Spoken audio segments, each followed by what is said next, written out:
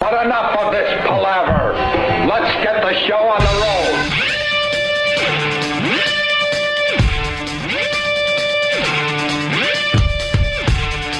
All right, this old gag. Veterans Day, though, my friend. Yes. Today? Yes, it is. Hello to all of our veterans out there. I'm a big fan of the veteran. A big, big fan. Not good enough for the day off, though, huh? What's up with that? I think we have to entertain the veterans today What's up with that? that are getting ready to march They're busy in the parade. all over this country. Oh, my God, they're marching on the country? What happened? They want to take over the country. Revolution. They see what the F is going on out there, and they're getting together like old time's sake. It's disastrous. Yeah. Better watch out when they come upon Barack's civilian security force. I think the veterans could take that one. Yeah. Take that one down. You haven't lived until you hung out with some old veterans. You want to hear some stereotyping. Wow. Oh, yeah. Those boys know a joke or two. Down at the VFW hall, they Sure. sit there and spout out some of the good old jokes. I miss doing that in Kings Park. I'll go local. Yeah. Kings Park. It's where my pops used to hang to get away from my mom. And then they would tell jokes to each other. And they were some doozies. Oh, there'd be a black fella right there. Old black veteran. He would take it. Then he'd turn around and then he would tell the WAP jokes. Sure. And the WAPs would take it. And then the WAPs would attack the Polish. Well, that's They easy. just went around the room, man, beating each other up at the stereotyping. What of the Irish? The Irish, of course, without saying. Well, good morning to you veterans out there. I guess President Bush is in town in Manhattan. Is he really? Yep. He's going to be over at the Intrepid Air and Space Sea Museum, whatever the hell they call it. They rededicated it. Yeah, they took Remember it away. that? They took it away for a while. And A now long it's back. time. It's finally back. It's a No, huge... But it seems like they just took. Remember, it got all bogged down in the mud when they were trying to take it out. Yeah. The propellers got all stuck in there. And that just seemed like, what was that? Like a couple of months ago? Yeah. That was 2 years. Was it 2 years ago? Yeah. Now it's back, and he's going to be up there. Yeah. I think Marine One is going to land on the deck, Uh-huh. and he's going to step out and give a little speech. What the hell's Marine One? It's one of those That's huge his helicopter. helicopters. That's the presidential helicopter. You see him waving out of when when he Nice. gets to the White House. That just oversized helicopter? Yeah, that big goofy one. How with the hell does that fly? know. Who figured that out? Amazing. Apparently a man named Sikorsky in Connecticut. You ever think of the crap they figured out a long time ago? And how? How do they figure that out? I don't get it. That's, yeah, you watch that show, How It's Made. Yeah, that's a cool show. And you go, who thought this up? Mm-hmm. I watched a goddamn show on how they make diapers. Did you really? And dude, the diapers are running through this machine where a diaper comes out every Ka-chunk, ka-chunk, point ka-chunk, ka-chunk. something of a second. Yeah. It's just brrrr, and it folds them. They got folding machines and the things that cut them. Yeah. And they got to slow it down so you can actually see what it's doing because it's going so fast you can't even see anything. And then sardines. How they can sardines. What an ass job this is. These poor bastards with these sardines coming down a chute. And you know it just stinks. They're all wearing these masks trying to not stink. Yeah, but if you want to cheat on your wife, perfect job. You work at the old Perfect sardine job. plant. Oh, my God. You want to talk about camouflage. Rough day at the sardine plant, honey. I got a shower. Because you used to tell... She goes, no, somehow you smell worse today. Yeah. Yeah. You used to tell a little story about how you would maybe do a little of that cheating back in the day. And, Oh, yeah, yeah. And make believe you were working on your car and you needed a shower immediately as soon as you got home. It worked on two fronts. It worked on here's why I'm late. And then it worked on don't even come near me. I stink like gasoline. I got oil all over me. I got to hop in the shower. Goddamn car. Yeah. And then you act all mad so they don't want to question you because you're in a bad mood. Right. So then by the time you shower and everything, Yeah. it's like, would you try to siphon the gas out with your with that? Why'd you wash it so long? I was explaining the big stain on the pants. Scrub, scrub, scrub, scrub, scrub, scrub, Scrub-a-dub-dub. scrub, scrub, scrub, scrub. But yeah, I had an old piece of crap car, and You just pop the hood. You stick your fingers in the old carburetor barrels. Sure. Well, that was when you're, before you leave the house. I like to call her the old carburetor barrels. You stick your fingers in there and get some gasoline on you. Yeah. And then you just got to kind of rub your hand on the valve covers and then smear the oil around you a little bit and walk in and just go like, God damn. You can put a little on your face, though. No, that's overkill. Like You'd never do that. Like they do in movies. Okay, he was working on a car. They make it very obvious for you. Never on the face. It's overkill. It looks like you're trying. Put it under your eyes like you're playing center field for... Is that it? Put your local team here. So it sounds like a local morning show because that's what radio's all about these days. Local radio. Yeah. It's your friend. Go screw. You can figure out your own weather. You can figure out your own sports scores. You can figure out your own local news. Yeah. But who's going to give you the lofts? Some local douche? I don't think so. Well, apparently they do. Listening to Jocktober. Right. Nothing but laughter there. Look, I don't have a local morning show that I get to listen to. I already know what the weather's going to be like today. Yep. I already know what roads are going to be closed in New York because of parades. I made sure none of my teams were playing last night. You listen to the news. Or you check it on your smartphones out there. Yeah. Everyone's got a smartphone. But how it's made is amazing. Yeah. What's amazing about that show is how do they make... Okay, they show you how stuff is made. Like you said, diapers. I saw one of these shows where they just showed you how to make tofu. I hate tofu. Yeah. But I found it... Fascinating. I found it fascinating how all of a sudden it was a block of this crap that the dumb vegetarians eat. Yeah. But I had to watch. I'm in a mood. I saw my statement. That whole dumb stock market thing. I'm like, Oh, you finally got your this past month's statement. It's called a little lag time, I guess. I got that one yesterday. Oofa. And I think, the people lucky enough to invest a little money, they're feeling exactly what we're feeling today because those October statements finally hit. My God. I took a peek at that one and was like, oh, my goodness. Oh, my God.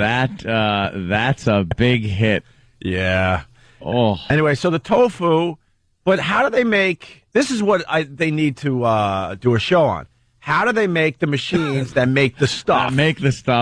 Because they have these intricate, machines that, you know what I mean? You realize people have been just taken out of the mix. Sure. It's now complete robotics. I'd said it once before, when we thought about robots, when you're a kid or when they thought about it, way back when, you thought of these humanoid-looking robots that would walk around and do things for you. And that isn't the case. It's, specialty robots. But when they're showing the diapers going through and being put in the bag, and this blast of air opens the bag up, and then this pusher thing just shoves the product in, and then a heat seal clamps down on it and seals it, and then these vacuum things pick them up. Yeah. I was watching how bricks were made. Ugh. How do they make bricks? Know what the best and part? The giant tires was another good one. Boy, that took a long time. What a pain in the ass job that looks like, though. And it's like, and he bends the rubber over the tire bead with nothing but sheer strength. And this poor bastard's pulling rubber. That's his whole job, is to pull rubber over the metal. It's a horrible job. They couldn't find a machine to do that? Dude, that show makes me feel really good sometimes because I'll watch it and I'll see these factory workers and I'm like, oh my God, thank God I'm not him. That's all I was thinking was, that is the worst job ever. Until the next one I go, no, that's the worst job. Like you just pump your fists and join and you go, I'm not the taffy puller. Yeah. I'm not the taffy puller. Well, so to speak. They should just call that show, Thank God I Don't Do That. Look at the stuff that you should thank your God that you're not doing. Yeah, horrible jobs. I was walking on the sidewalk the other day, and I saw one of those Thank God I Don't Do That jobs. What was it? Jackhammer. Huh? Jackhammer work. How the F do those guys survive? I don't know. How the F do they survive? How is it 2008 and they're still doing? It's the same technology they used way, way back to break apart concrete and stuff.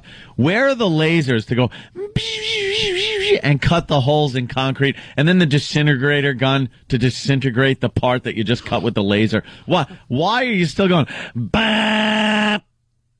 What? What happened to our future? I imagine those guys go home and they're in a really bad mood. Beat their wives. They have to be in a bad mood. Their whole body is shot. Horrid. And you go through that just to knock off what? A 4x4 piece of concrete, maybe?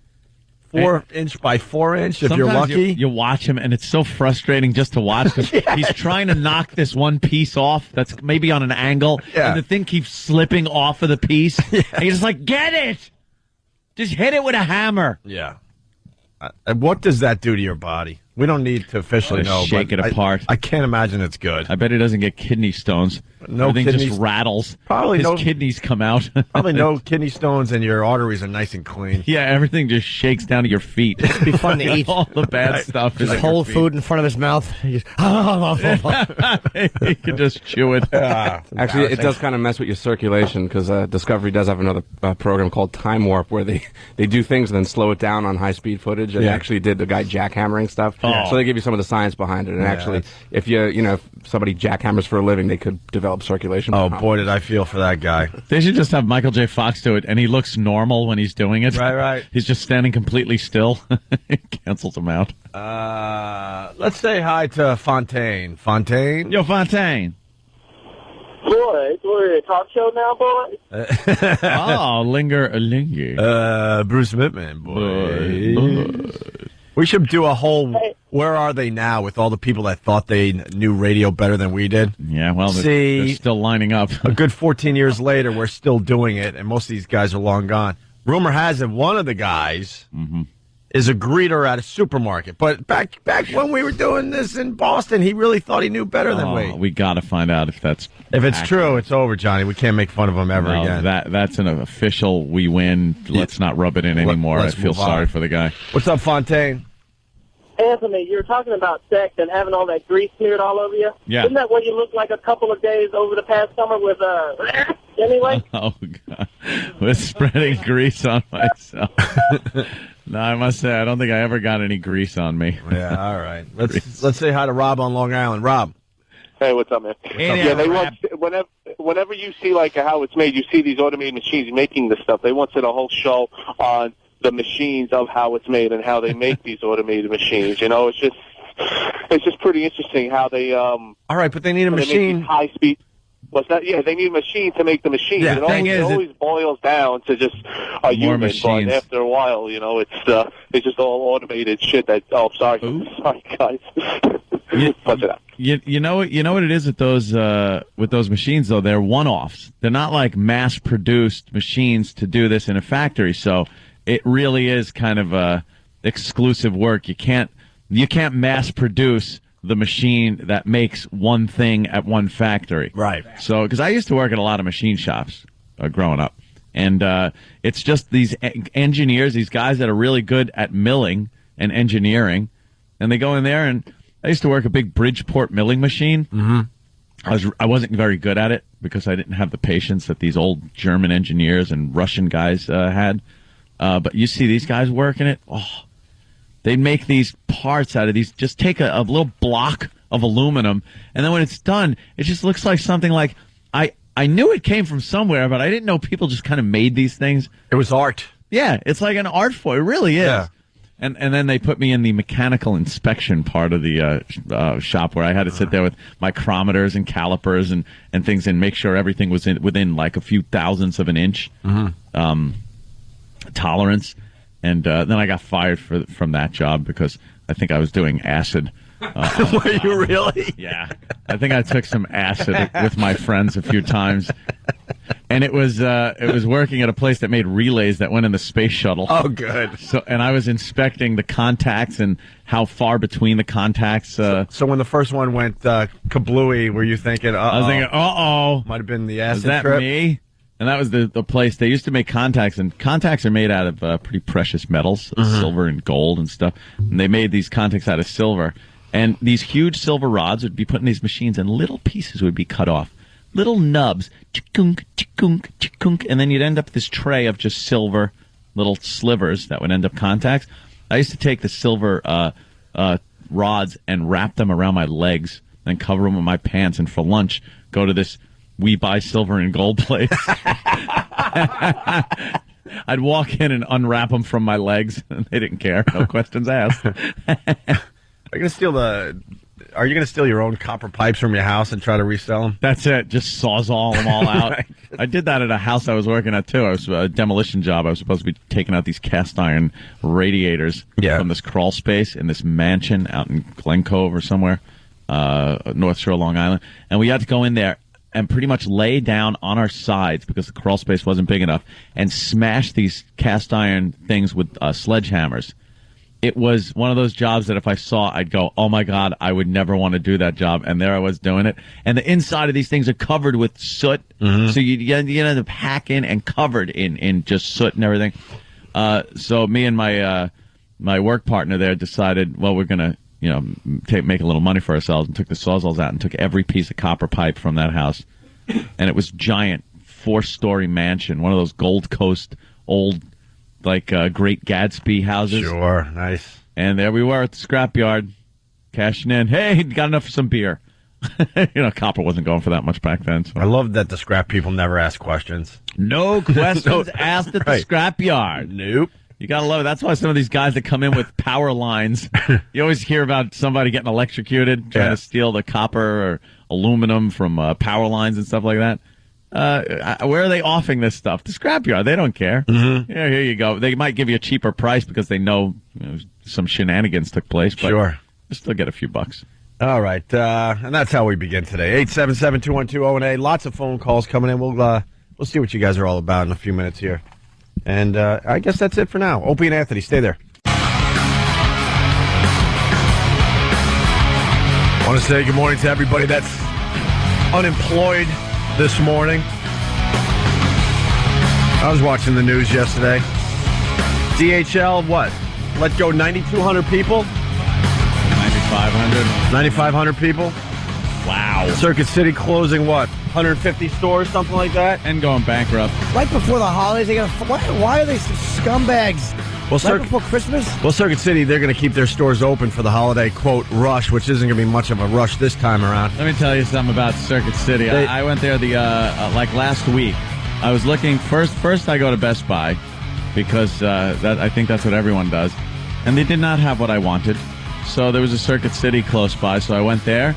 I waited for 20 minutes. I stood there just to see how long I would stand there before anybody gave me any assistance, because I didn't see the product that I wanted to buy.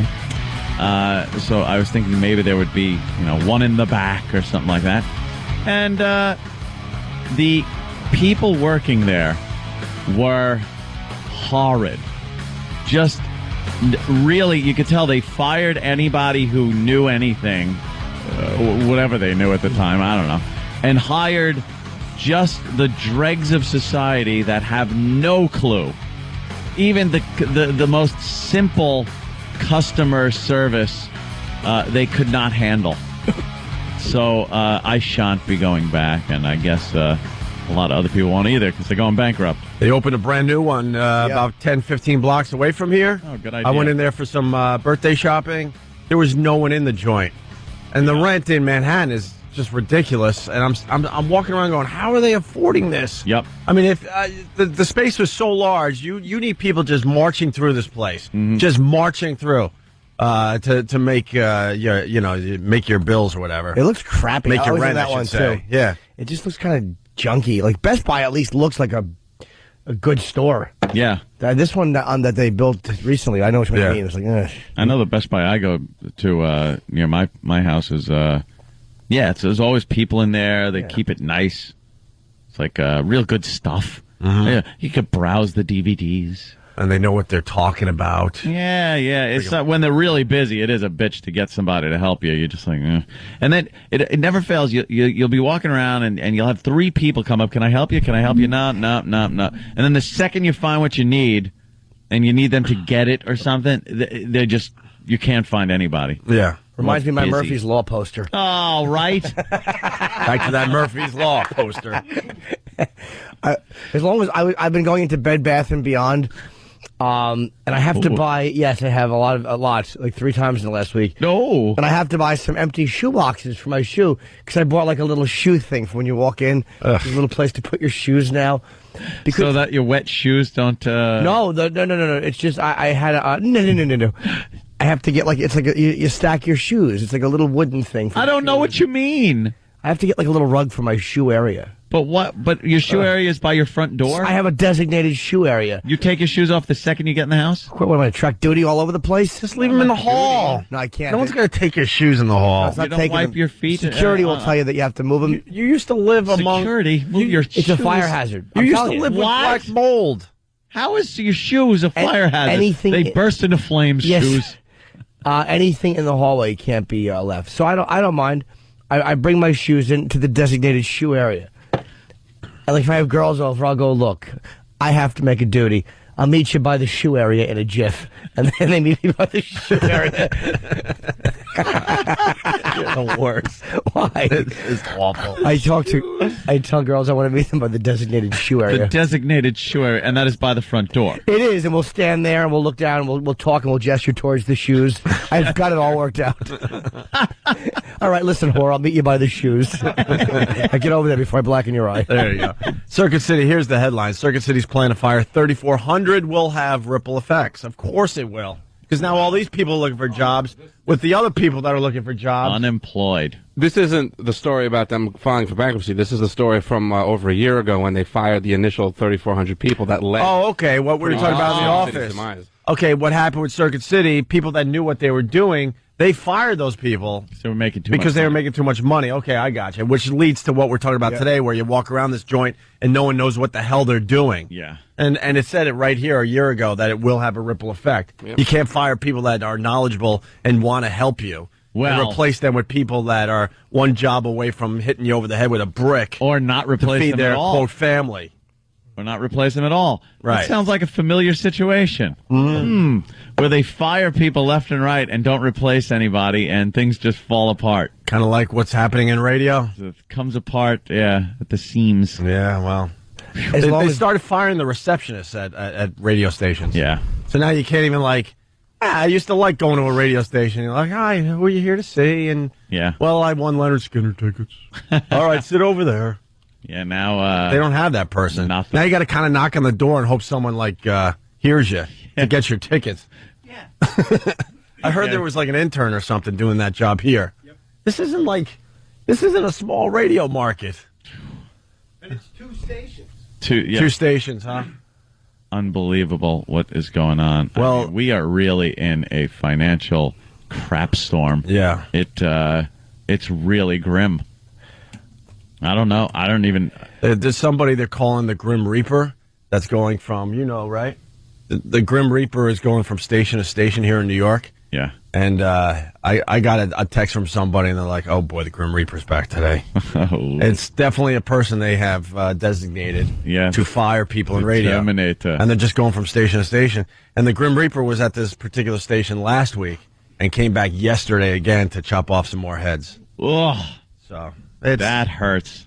Yeah. At least, back in 99, 2000, when that internet bubble burst and everybody lost a bunch of money there, and it wasn't this bad because all the other sectors were still fine. It was so loaded up on internet stock and the frenzy that a lot of people lost a lot of money, but the economy itself wasn't this bad. This is the worst I've seen it in, I can't even remember when, since I didn't pay attention to this crap. Sure. I wasn't involved. I don't think we've ever seen it worse. Yeah, this is in our lifetimes. This is pretty bad, and it's across the board, my friend. So, yeah, everything is suffering. Well, they said Starbucks profits were down 97%. 97%. That's like what? That's everybody that bought 2 cups of coffee only bought 1. Yeah. Wow. That is it. I don't go to Starbucks as often anymore. No. Nah. I love the culture there. I have a lot of friends there. It's fun. Sometimes they put on a little hat with the green lady on it. I just read your Starbucks chapter in your book, I Hate Your Guts, Jimmy. Oh, well, wait a minute. I thought you liked it. Why would it be in I love the coffee. I give the employees quite a beating because they don't say thank you when you tip them. Yeah. He nailed it. He just nailed it. I mean, these employees where you're doing the right thing. You make a lot more money than they do, so you could afford to maybe, a cup of coffee is $2.02. That's because they want you to drop some change in their tip jar, right? Yeah. And, I'm doing well for myself, so sure, I'll throw that 98 cents in the thing. You nailed it with this chapter, Thank Jimmy. you. And these snobs don't even acknowledge that you just gave them pretty much a what? what would a dollar tip basically be on $2? I forget. I worked out the percentage. You did. Yeah. All right. It's like a huge percentage tip for nothing. Yeah. And they don't even acknowledge you did that. I go, oh my God, I can relate to what Jimmy's writing in his book. I just wanted. It's like you want to. It's such a bizarre, snotty entitlement. Like and again, I don't think I'm leaving an endowment, or a trip to Europe in the cup, a hospital wing. But how about just like, okay, thank you very much. Next customer. That's it. It's like this common courtesy that I guess they consider beneath them, but literally, no, tips are now expected. Exactly. That's the problem. Because we tip wherever we go now. I mean, change, no, I shouldn't say no one, but most people don't put the change in their pocket anymore. There's tip jars everywhere. You're like, here you go. Yeah. And they expect that, so they don't say thank you really fast. And I as I started writing this chapter, I was just attacking them for being rude. I said, I noticed I began to pay attention every time I went to a Starbucks. Everywhere. New York, L.A. I think one girl in L.A. might have said thank you, and I counted maybe 14 or 15 times in a row that I left money in the tip cup, not even a thank you, okay, next, and it was just like, ugh. Is it the way you're putting it in, like here? Yes, yes. Or I would give the two girls. I would say, "Here's one cup," and I would drop the change in and say, "Now lick it out." Or you just heave the change at their faces. Yeah. Here. Yeah, I'll throw it on the floor, and I go, "No, pick it up, scum." Can't believe they don't thank me. No, thank you. Why There's a tip jar at my pet food store. That's Stunt Brain. Yeah. Wow. Yeah, they're everywhere now. The tip jar is everywhere now. You're buying dog food, and there's a little jar at the register with a sign that says tips. For what? Yeah, I didn't tip. For what? For what? I tried to write a joke about this, but it was just too juicy, and I fell flat, of course. When I was in Santa Monica Boulevard in California, and I went into an adult bookstore, and honestly, there was a tip jar on the counter. It was, I guess, if you had some change, you threw it in. And yeah. Yeah, it was, of course, I was like, I have to write a joke about it, and then every joke I did, I swung and missed till my back muscles were full. Like, what are you going to leave in there? And that's the guy who deserves a tip. What does he have to do? Yeah. I'm kind of mad at Jimmy this morning. Why? Because I was reading his book last night, I Hate Your Guts. I sat down and I read a nice chunk last night. A nice chunk. And he has a chapter on playing Little League.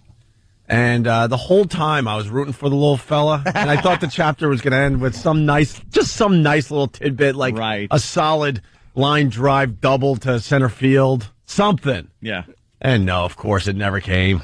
It was so depressing. It was so sad how awful he was in baseball and continued to play year after year. He thought he was a great pitcher one year. He started one game and they yanked you after. He sucked. They yanked you after the first 12 players made it on base or something. It was like 6-0, and I had walked the bases around, and it was just humiliating.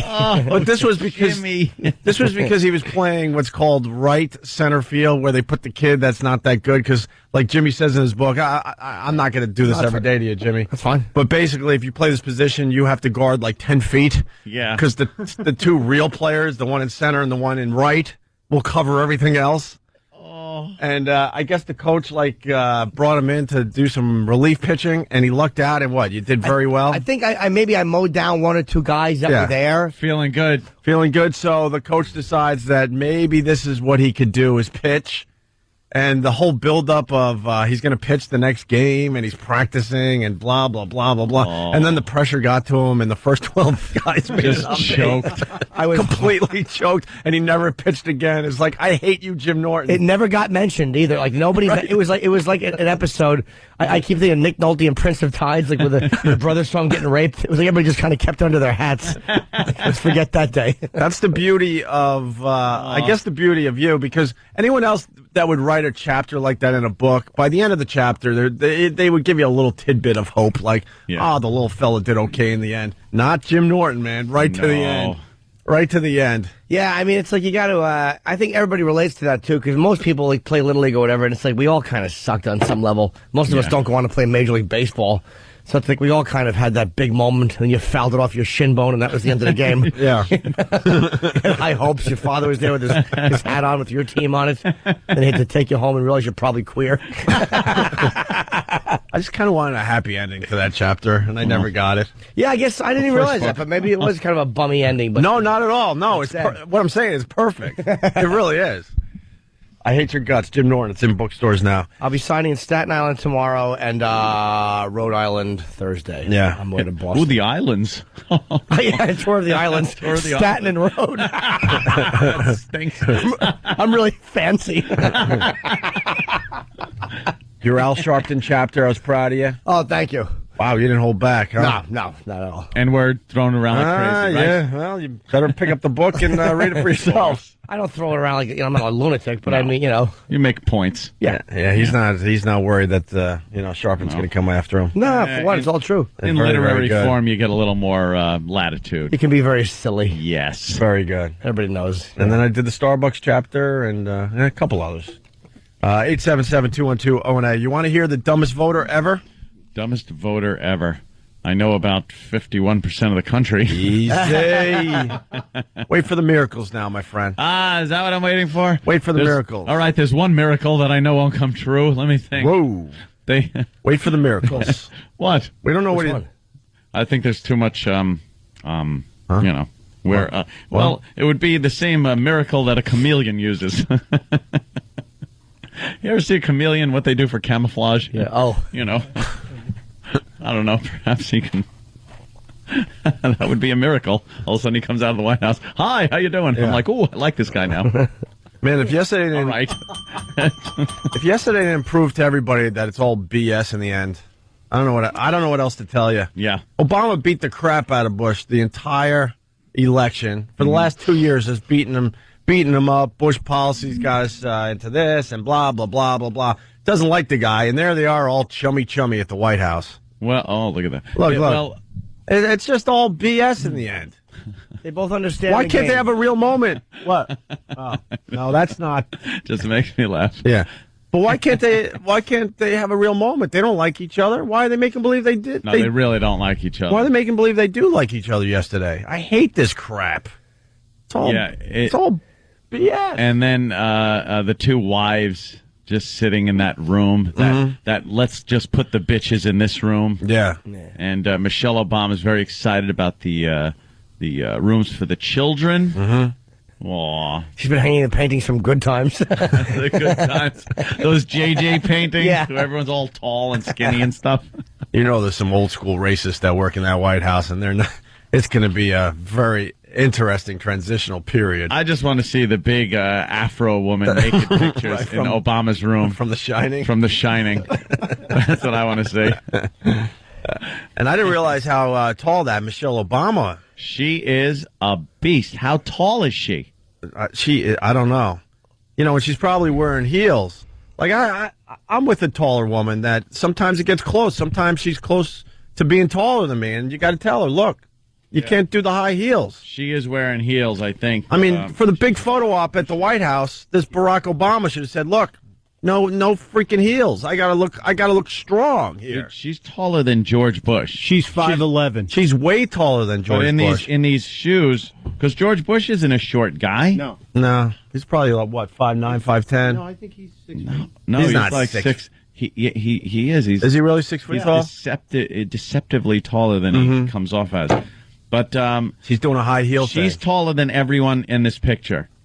She's her own woman because, Barack should be able to go, look, this is going to be a photo op, and, I need to be the tallest person in the picture. That's a whole power thing. She needs implants. Yeah. She got big, wide hips, a giant caboose, and no breasts to speak of. But she's got legs for days. I'll be honest, I think she wears lousy clothes for her body. I'm telling you, I like the fact that she has kind of a big hiney. I like that. It's very spankable. Patrice O'Neill in studio today? No, I really do. I don't like it huge. He likes Venus. I don't like it that big, but I think that she wears like that red. God, first designated shoe area talk, and now the first lady's dress. Yes, quick, boy. somebody dangle a hog in my face. I'm hungry. Okay. But I mean, like that awful thing she wore, like the night he made his acceptance the speech. thing that looked like a Black Widow spider. Yeah. Yeah, she doesn't dress well to show her body off. Well, not that you want a whore first lady, but you want to see a little bit of the shape. They'll figure it out, She said she's just going to be first mom. That's what she's going to be. and make cookies for the kids and everything like that. Did you hear that they get $100,000 to redecorate the White House? And I went through a little redesign when I bought my place here in Manhattan. Yeah, you know, you're not getting much for $100,000, and that's a huge freaking building. In D.C., though, they're in a crappy neighborhood. Yeah. I mean, that's BS that they're throwing that at us. It costs way more than $100,000 to rip up carpets and you know, repaint everything and maybe get some. What do you think some the Bushes furniture were in there? doing in there? That they gotta do Supposedly all that? they rip up the carpets and all that crap when these people leave. You heard the stories when Clinton left, right? Yeah. They destroy the place. Yeah. The old administration just destroys the joint. Well, they make it a lot. They make it very hard for the new administration, right? Yeah, find some of those stories. They rip out computers and they do all sorts of crap. They took the W off of all the typewriters, off of all the computer keyboards. Okay. They took the W because of George W. I know, but why would they, like, what are they, was it like a joke? Because it was Clinton's people who were all a bunch of, like, they were a little spoiled, like, liberals, we won, and then when they had to leave, it was like, you got 8 years, it's over, now get the hell out. And they were doing, little pranks and shenanigans, leaving things. It's the White House. Yeah, Jesus. taking the W off computer. That's good. Taxpayers. Yes. Yeah. An investigation. W's we ought to buy. I wonder where they bought all the W's. Yeah. Well, you may not believe this, but no. Oh boy. Yes. Where do they get the W's? Well, there was a store. It was in D.C. It didn't last very long. It was called Ted's Loose Computer Key Emporium. Emporium. Yes. Emporium. You'd be surprised. Do you know the semicolon key is the best seller? I don't know why. I am surprised. The White House was trashed with 10 sliced telephone lines, 100 inoperable computer keyboards. The presidential seal had been ripped off the wall, and there was obscene graffiti in 6 offices. There you go. So, yeah. They don't mess around. What douches. When the old administration leaves, they don't make it easy. I don't see the Republican doing it like the Democrats did it. Doing that. No. We'll see. You know, Clinton had a bunch of guys that he came up with, you know, and they just seemed very, very pissed that they were being thrown out. Ugh. All right. There it is. There's the picture of... we'll get that up on O&A Radio. I love Scatman Crothers' toes in that picture. Oh, I know. And the fact he has his feet propped up on the smallest awful pillow ever. Yeah. What's he doing? What's he watching? I don't know. Was he watching the news? Yes, he was actually. Okay. Was it the news? Yeah. They usually put Jeopardy on the TV. Well, he should have stayed there. In these older movies. Hey, here's the dumbest voter ever, right here. So, Roger, can you tell me about your voting experience today? Well, I went in and I was going to vote for President Bush. I was, and I went in and they told me I was, that he cannot serve a 3rd term. I was not aware. And I just thought I didn't really like neither of the candidates, so I just wanted to keep the same president since he's been around there. And he seems like he's been doing an okay job, in my opinion. So I was going to vote for him, but they said that you can't vote for me. Presidents can't serve a 3rd term, so I went ahead and cast a blank ballot.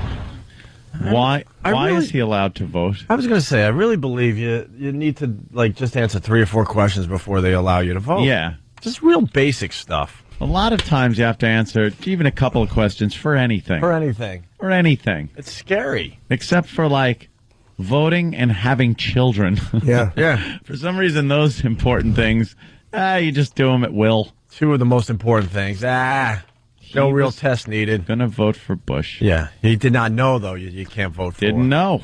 For the... I guess I didn't know. All right, quick break. On the way, we got Jim Florentine stopping by. Yep. We have reports on pubic fashion coming in. What? And we have a new method of ingesting alcohol. All right. We're always looking for new ways, right? Is this new? This is new. It's not like that old new. Like what? What do you got? That vapor mist thing. Or vapor mist, okay. Yeah. This is new. Okay. Newer than that. All right.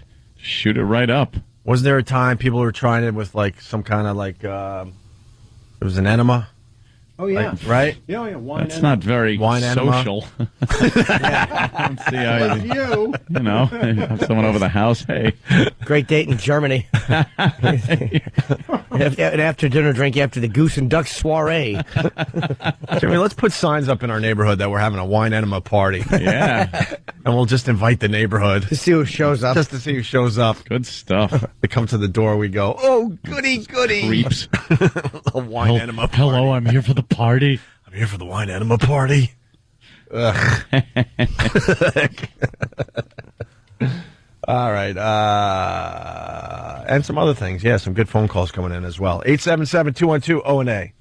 You got that right.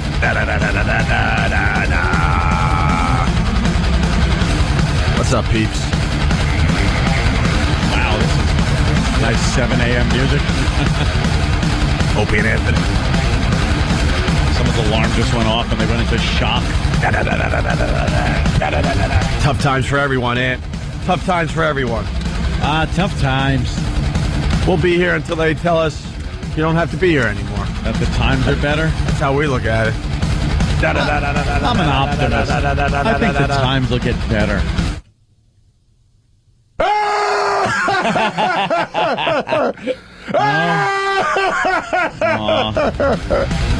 Damn.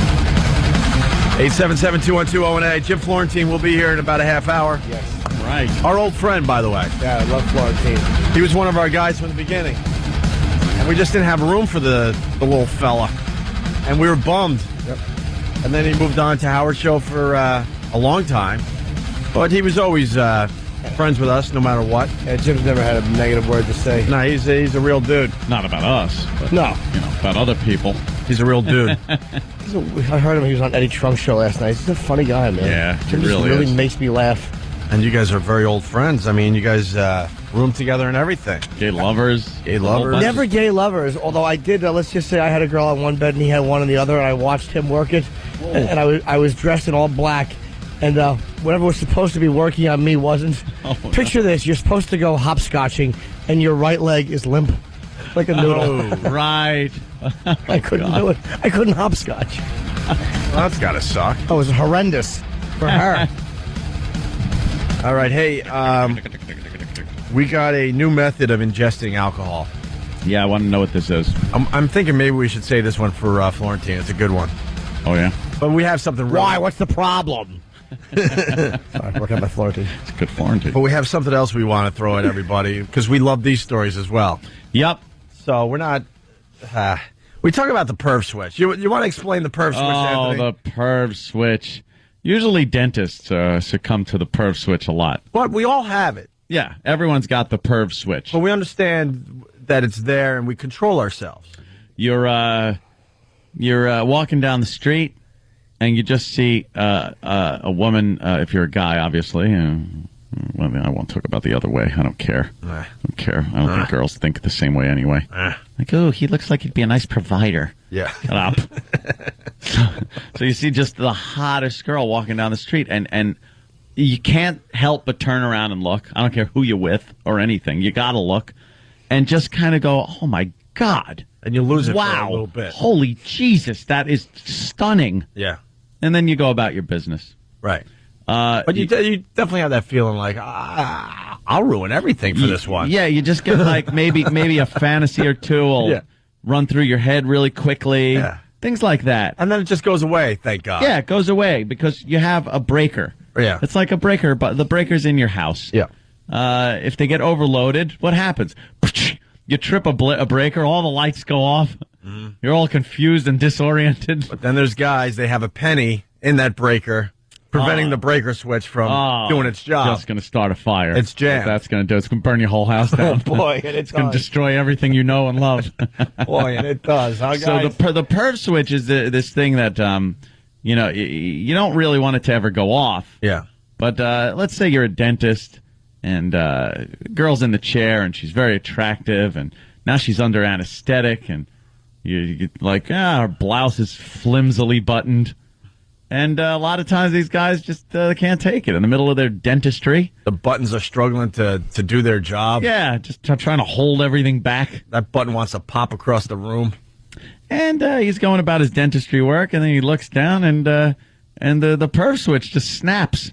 And he goes from family man, dentist, all those years of schooling, everything, to finding himself both hands firmly planted where they shouldn't be, and giving a vigorous massage. Locking the door. People are knocking on the outside of the door, wondering what the hell's going on. Now he's a felon in 2 seconds. Right. A flip of this perv switch, he couldn't take it, is what happened. He got to the point where it was like, oh my God, this is so hot. But he went from fantasy to I need to touch those. Yeah. Click.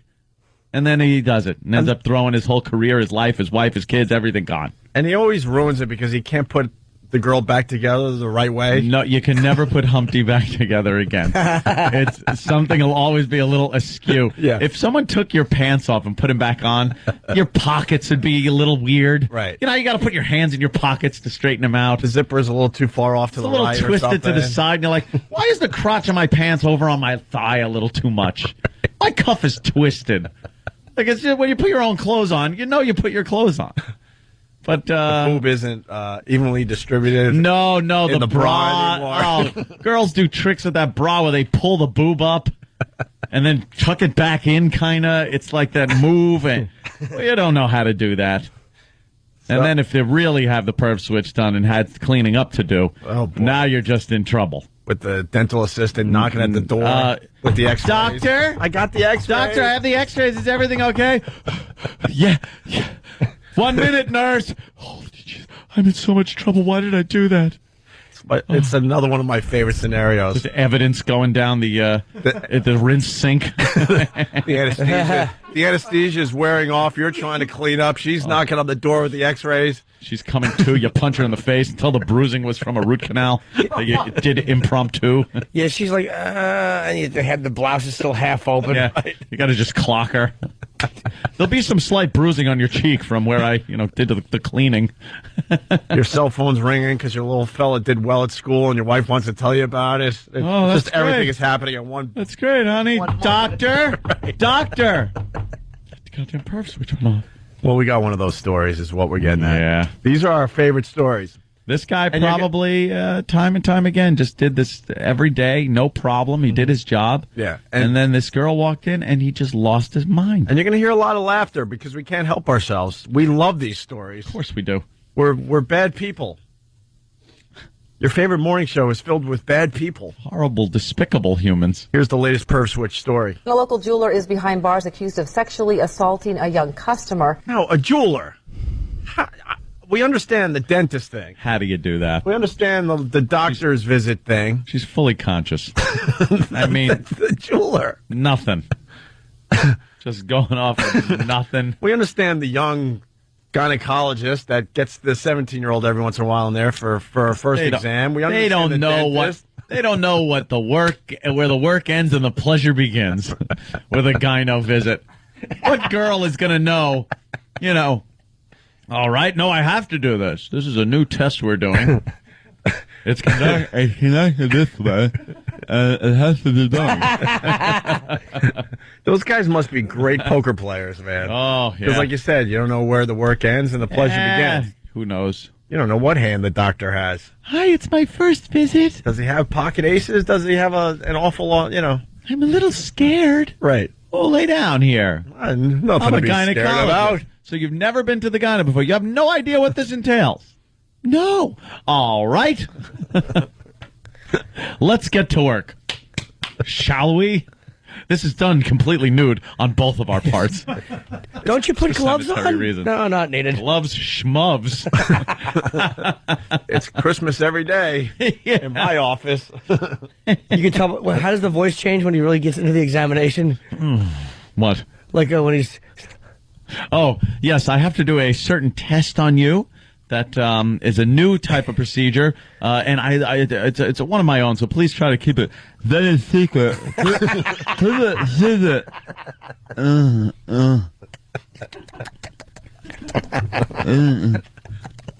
Right. This test goes on for a while, so don't worry. All right, roll over.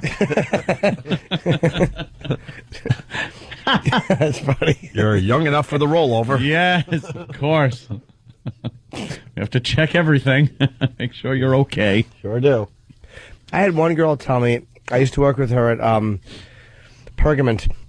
Ugh. I know it's awful. Sorry, Jimmy. That's okay. We've all had awful jobs. Yeah. Pergament. Ugh. She was telling me that her gyno would actually be inappropriate at times. She said she knew he was a little inappropriate when he complimented her panties. Oh, yeah, that is a little inappropriate. These panties are nice. That shouldn't be done. That's a guy that wants to go from inappropriate to dating. Well, this went on. Just be inappropriate with the poker face. Yeah. You'll have a nice career. That's what I do. She said that he would, let's just say, probably during the course of an examination, would cause her to have feelings that she wasn't supposed to be having during an examination. Because let's be honest, the guy was an expert. Oh, yeah, he's manipulating everything. The master of that area. Wow. Yeah. And he would... Yeah, she said talking softly to her. Yeah, this is many years ago she told me that. That's really hot. I made her tell me while I angrily caused a problem all over my steering wheel. All right, let's get the perv switch story. So, it's a jeweler. This isn't... Yeah, how are you faking this one? Usually the pinnacle of the community is the jeweler. Yes! But it's very obvious in every one of these stories where the perv switch that gets turned on. Beep.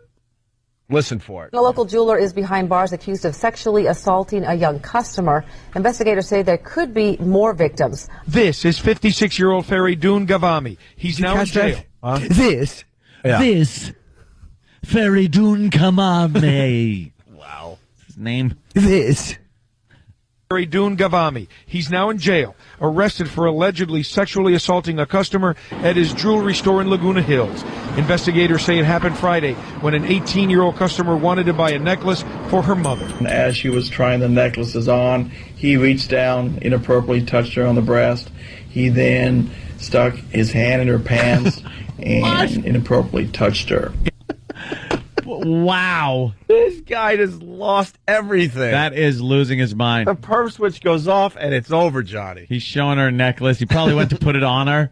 She must have had those. Oh, could you put it on me? So she turns around, and he's just looking at her hips and ass and putting the necklace on, so he's brushing against her shoulders maybe a little bit. No. To put the necklace on properly, she probably had to lean over the counter a little bit. Oh, you're thinking showing the heaviness of her youthfulness. So she leans over the counter. And if you're going to, try on a necklace, you got to have a little, you got to have some area to show off the necklace, so you got the cleavage working. Nice fat C's. Oh, man. He's probably, putting the necklace around her, and, he's smelling her hair and everything. Yeah, he's, real close.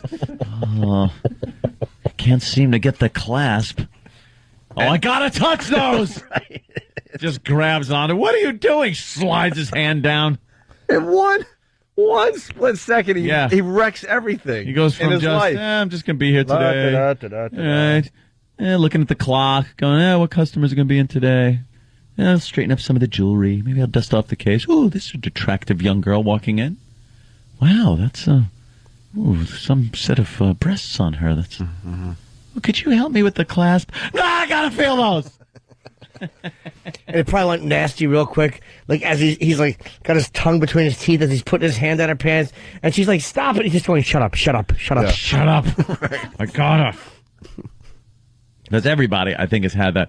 You ever have the, especially, obviously in the summer, when girls are wearing little shorts and their bellies are showing, and you look, and a lot of times the shorts are pulled down pretty low, and you go, I could just take my hand right now, and just shove it right down the front of those shorts. Yep. Just do it. And you almost know how that would feel because you're looking, so you got the sight sensation. You have the familiarity in your head knowing what that feels like just from experience. And you're just like, I could do that. I'll be arrested. But that's the point we're making. But your perv switch stays on the off position. Yeah, the fantasy's in your head. Yes. And that's where it stops. Not with this guy. Yeah. This guy lost it. But I don't like pearls. You better. Get a necklace. Here comes the necklace. I was speaking of code. I like to let the listeners figure out the rest of the joke. Oh, no. All right, here's more of the story with the purse switch going off. We touched her. Investigators say it was all caught on videotape. We could see where And surveillance... on video. And there's surveillance video. This girl must be really hot. She's just crazy hot.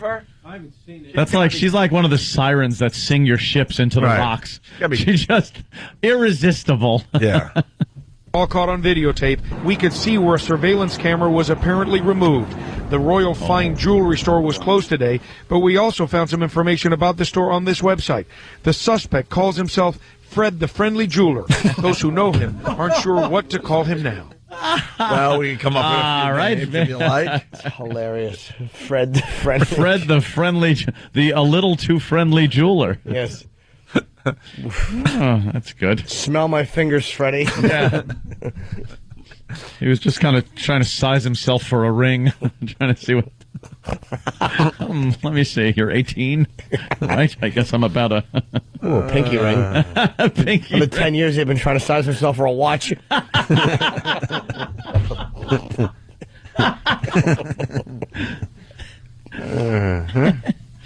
There's a second part to the story. He's friendly. Orange County Sheriff's investigators say this might not be the first incident, so they're asking anyone with more information or who believes they're a victim to call them. Sometimes when things happen like this, young females are afraid or embarrassed to come forward. And the owner of this store now faces some very serious charges of sexual assault and sexual battery. If convicted, he faces up to 8 years in prison. 8 years. That's it? You had a business. 8 years, you You do just- 4. Is it worth Just it? threw it all away. I'm really considering that. Is that worth it? 4 years? Let me see. Yeah, not really. No. For a sex crime? Well, that could be rough. She's 18, though. It's not like she's a kid, but I mean, it's still creepy. Saying it was It's awful, but What? You're blaming the victim, Jim. Yes, order the jewelry in the mail like every other good girl. Dirty girl. He's just Fred the Friendly Jeweler. Of course, yeah, she knew what she was getting into when she went in. Ted the Friendly Jeweler. That's right. Here you are. Here's your necklace, madam. Ted just throws the box at her. Put this on. I don't want to go to your bosoms. I may scrape them with my knuckles. wow, the guy went all in too, Yeah. man. Yeah, he just screwed all everything up. He screwed everything up. All right. Fred the Friendly Cellmate.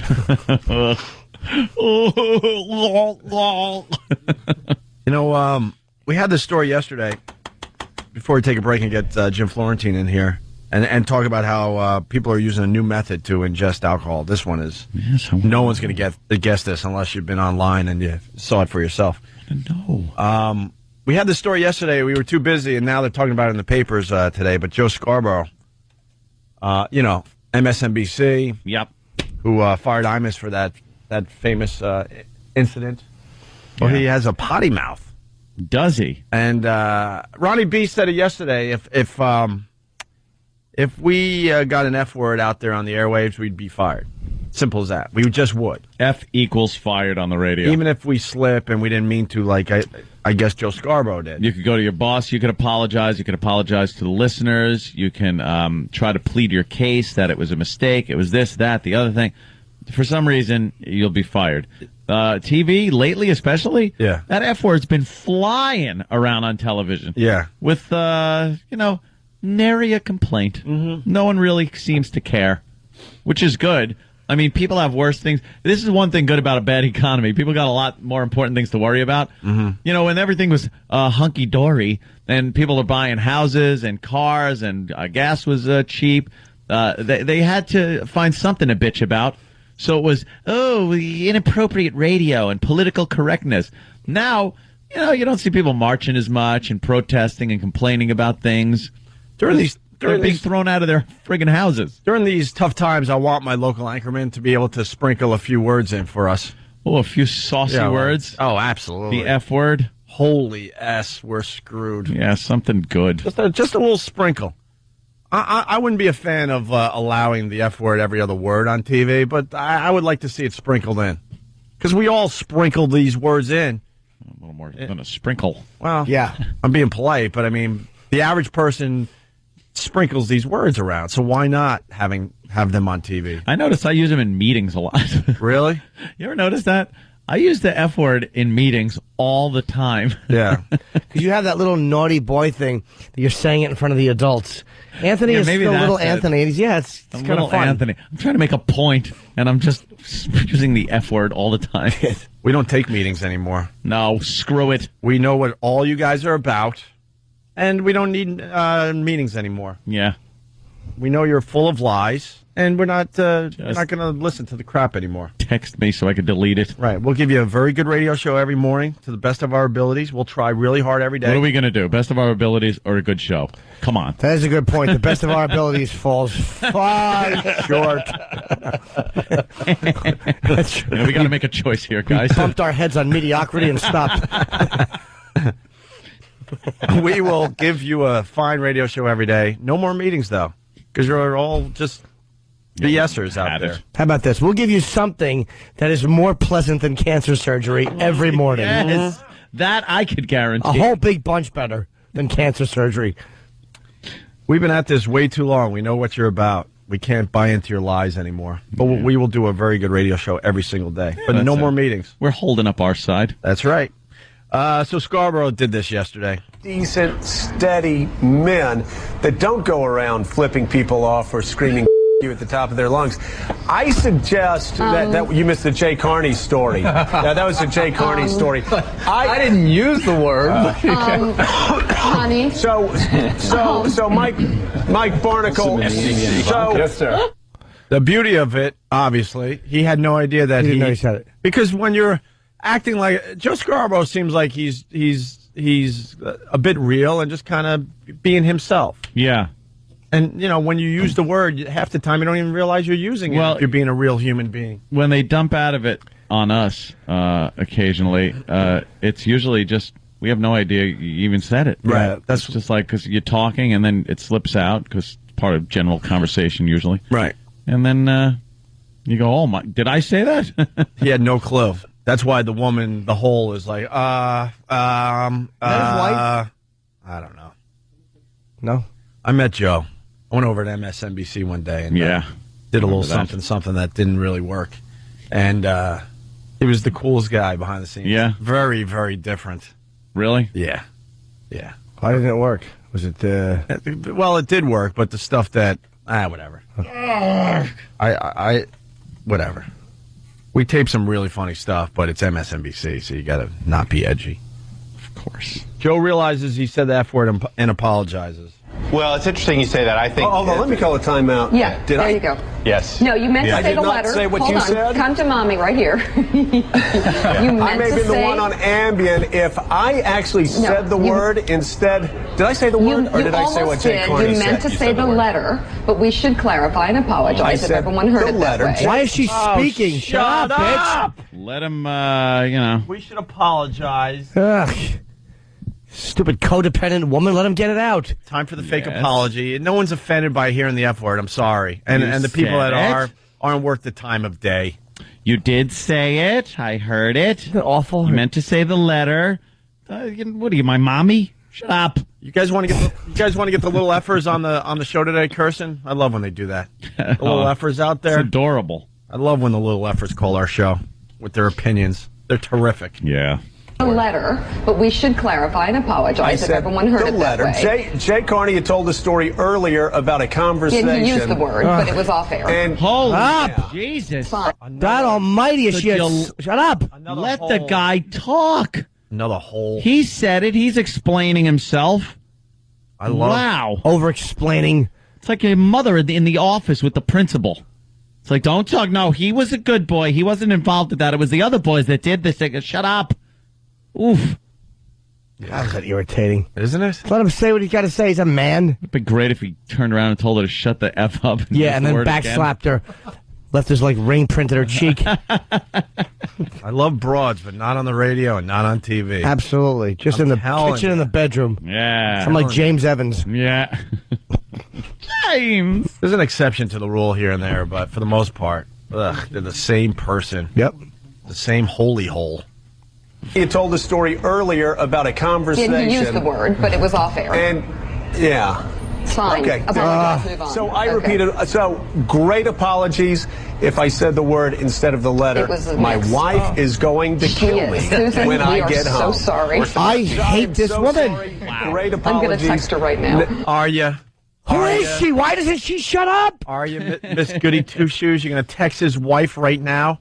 Ugh. Who is that broad? Shut up.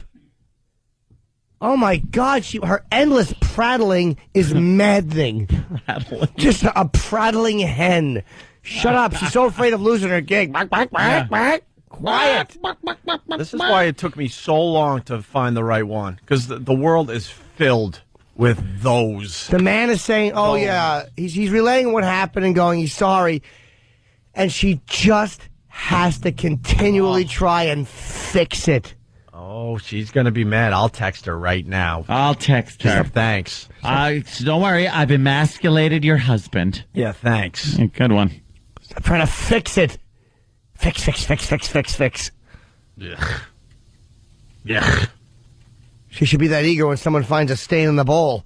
To grab that scrub brush. Get that brush. Right. Oh, I'll take care of this.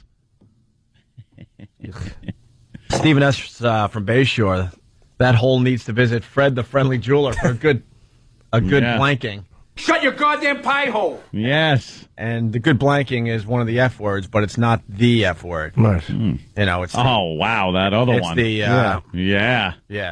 That one. It would make Bernard Hopkins proud. Mm-hmm. You know what I mean?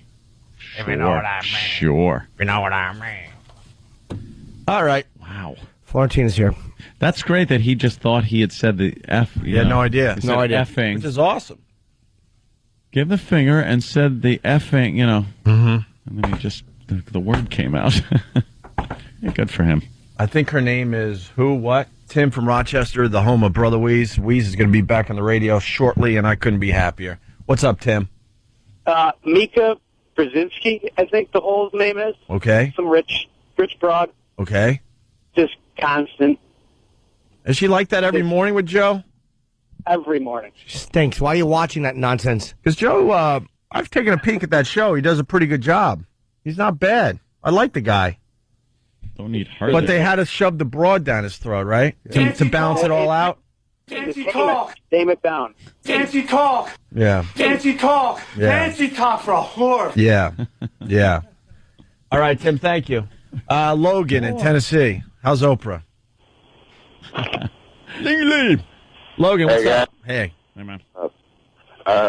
Yeah, I was just calling to basically say goodbye, I guess. This really sucks because I only get you guys on DirecTV.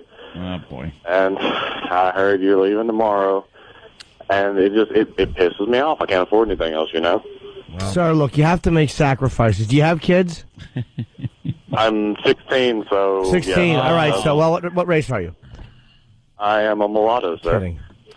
Yeah, we have a pretty big audience that follows us on DirecTV, and that's going away tomorrow, I guess. And we found out through our listeners, which makes us very happy. I don't know what to tell you, Logan. I'm sorry. A decision was made by Serious? The powers that be. Yeah, exactly. That. Yeah.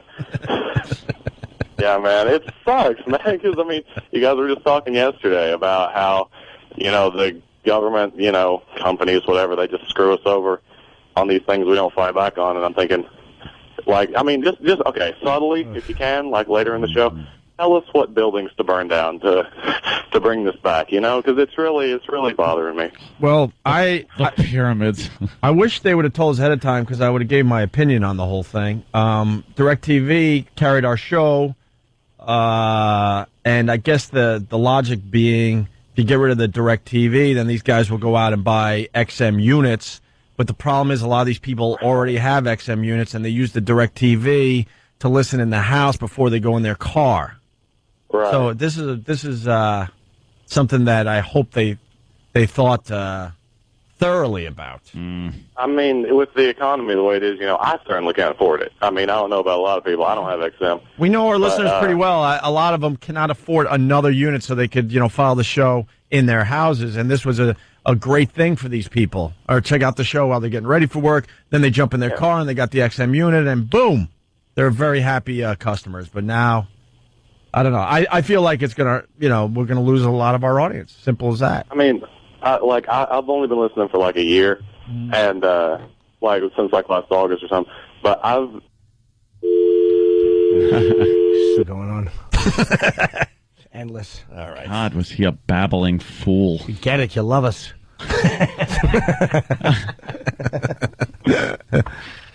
Yeah, rob your local liquor store so you get the money to Exactly. Whatever it takes. to It's more important. to continue being a super fan. 16, you don't have an XM. What kind of punk are you? Yeah, stop it. That's a 16-year-old? Yeah, he did say that, right? Wow. All right, Opie and Anthony, Florentine next. Yep. You're checking out the Opie and Anthony Show. Good morning to everybody. To my right, it's about effing time. Jim Florentine in studio. Yes. We've only been trying to do this for, 10 years. 10 years. Yeah, it's I've been busy. Yeah. Just stupid. Like, you got two shows that, over the years didn't really get along, but the people that are involved with those shows always got along. We've always been friends with Jim Florentine. Used to live with Norton for many, many years. These guys are solid friends.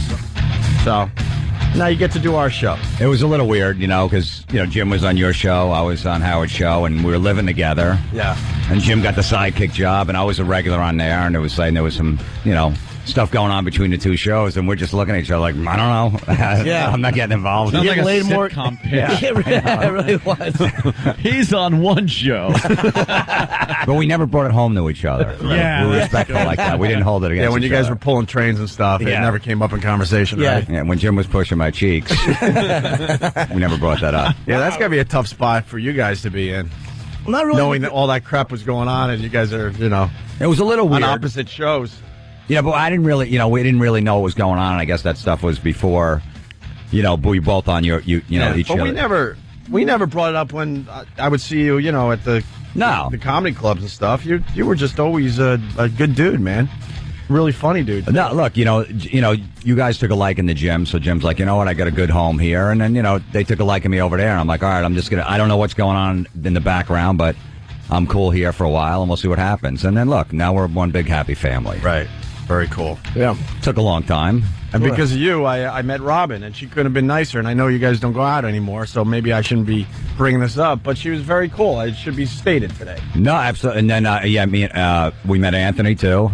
Yes. And, and his Anthony relationship and my relationship at the time. Who would have thought? We were both in relationships. That it would have been over pretty soon for both of us. Yeah, who knew? we seemed so happy at the time. I know. There was pictures of us all smiling. Yes. Like we're all on our honeymoon and we're in the Bahamas. Yeah, that's what it was like. And then, wow. Came apart at the seams. You are a brave man, though, because you started dating Robin. I'm thinking to myself, wow, if this relationship goes bad, he's blowing up his spot with Howard.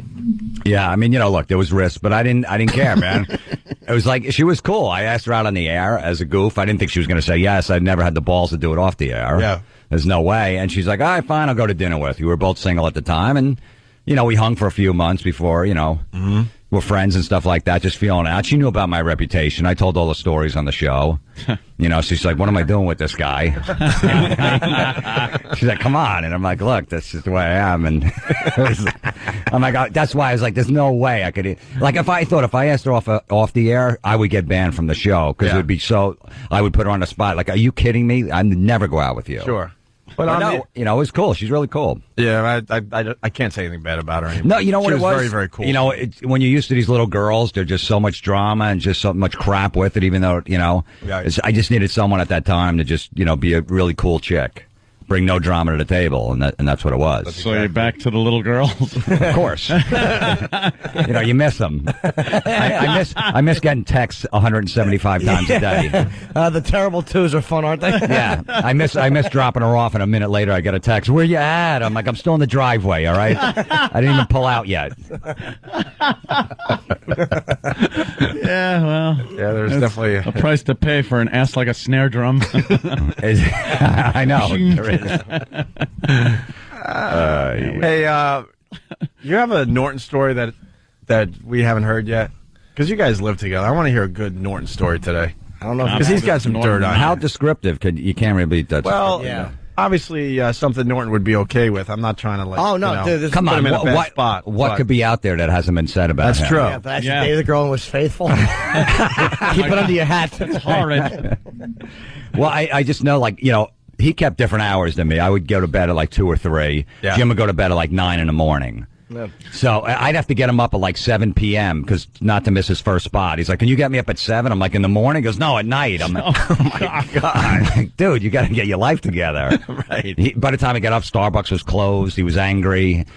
So, I go to bed at like 3, and the kitchen table was right near my bedroom. So this guy would get in at like 6 in the morning and just start eating potato chips like a maniac. Oh, yeah. I'm trying to sleep. My head's like a foot away from him, and I'm like, "What is there a chipmunk in the kitchen?" What? I'm pounding on the wall. He's like, sorry, dude. I'm hungry. I'm starving. You know how it is. I haven't eaten all day." I'm like, "All right, just go in the other room." There was an Exxon, and I would stop at the Exxon and go to the Subway, and I thought I was eating healthy because I was eating Subway. I would eat 2 Subway sandwiches and then go to bed on Artie, Artie, not Artie Lang, Artie Fletcher. Artie Fletcher's old bed. Yeah, yeah, you know Artie Fletcher? No. But he's obese. Having somebody else's bed is... Yeah, I bought his bed for $200, and he lies a lot. He's like, "It's brand new."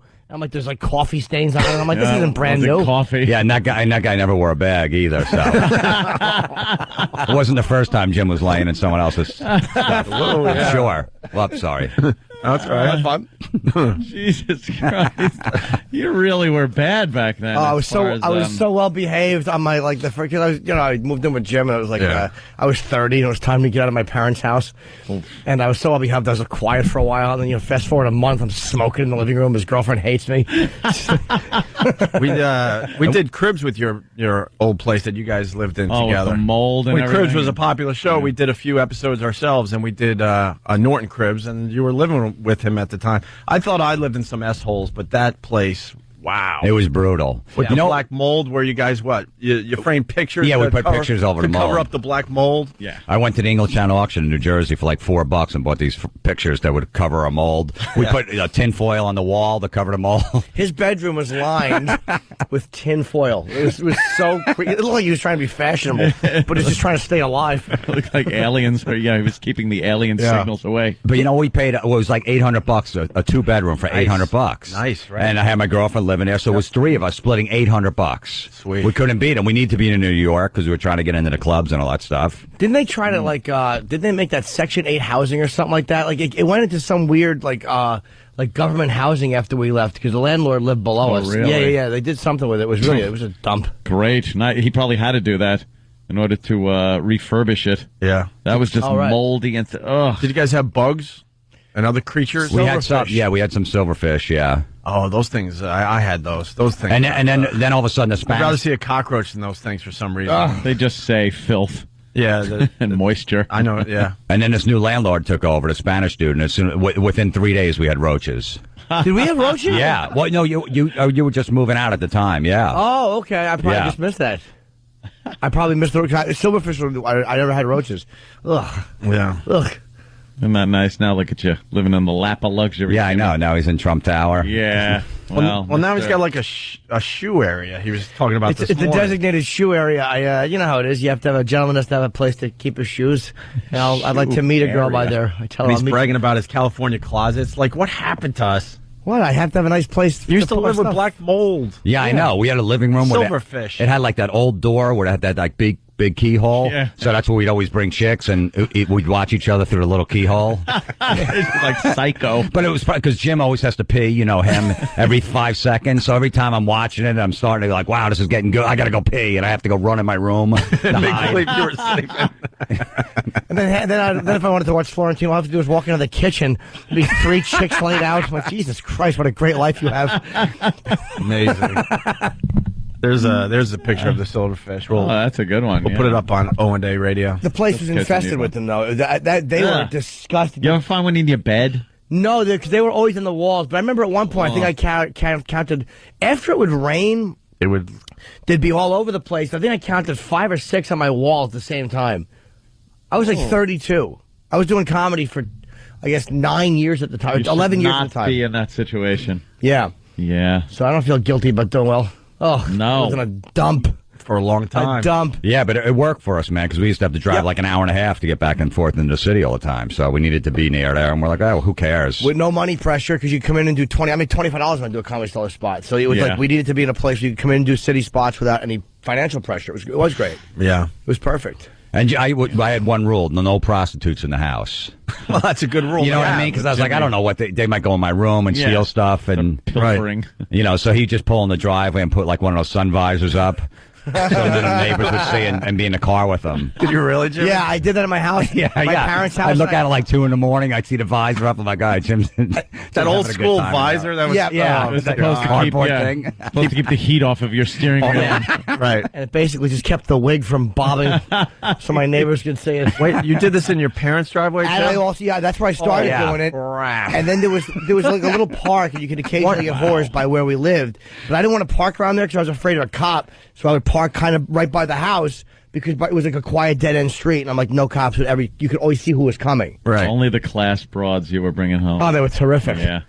And we'll do it right here in the car. Your sweet mom is inside that house, and all hell's breaking loose in the driveway. Well, that was what I would do at home. Yeah, that's where I first started doing it. And I was always afraid. How much does a girl of that stature cost? Not a lot. $25. Yeah. $30. Yeah, not a lot of money.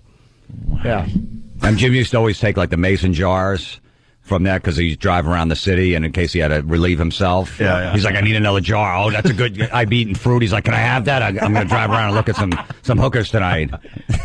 I didn't want to get arrested for going outside, so I would actually always carry a jar or a cup in the car. It was awful. You were Lenny Legal. Dude, that's how you knew I was going whoring. How many times I left the Comedy Cellar, I'm like, hey, can I have like an empty plastic cup with a lid and some napkins? And they're like, why? And some ice for later. Yeah, and a little lemon and 2 straws with umbrellas. Oh, my God. Like just old peanut butter jars and stuff, whatever you can find? Anything that you could just stop real quick.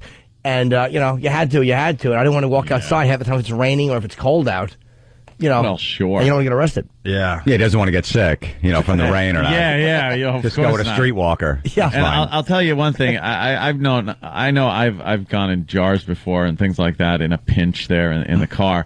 And it's not as sanitary as, your bathroom at home. You can't really spend much time making sure everything is gone. Yeah. So the girl that you're getting is now getting an extra treat when...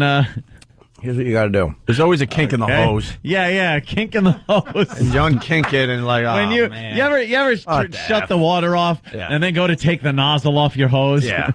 Yeah, that's what happens. There's still water left in there under pressure. You got to use it like a tourniquet. Like, you ever see the 1776 poster? The guy's had a bandage on his head. Yeah. Right. That's what you got to do. Like, when you're ready to like open the window and throw the cup, like dump the cup, you have to take a napkin in your right palm and cup the top. Yeah. So you don't, so the kink in the hose goes into the napkin. Okay. You have to do that. See, this guy. See, I always get the Gatorade bottles with the wide mouth. Yeah. Yeah. Need that. That's a key, because sometimes you don't, and if you got like a regular water bottle, it's tough. Regular water bottle, I could never do that in a water bottle, ever. A water bottle or a beer bottle. In the old days, I would drive around drinking a beer. I would drive with a beer between my legs and just drink as I'm driving. And when you're done with a bottle, you just use it to go in and then throw it out the window. And a beer bottle is tough to line up. That's like lining up a difficult pool shot. Yeah. You really have and it's dark, and you don't know if you're close to the top. Yeah, and you can't move once you start. Right, yeah. Because like that linkage, you don't have much, there isn't much plus or minus on that. You do realize those things fill up real fast. Yeah, and then you start panicking and you go, uh-oh.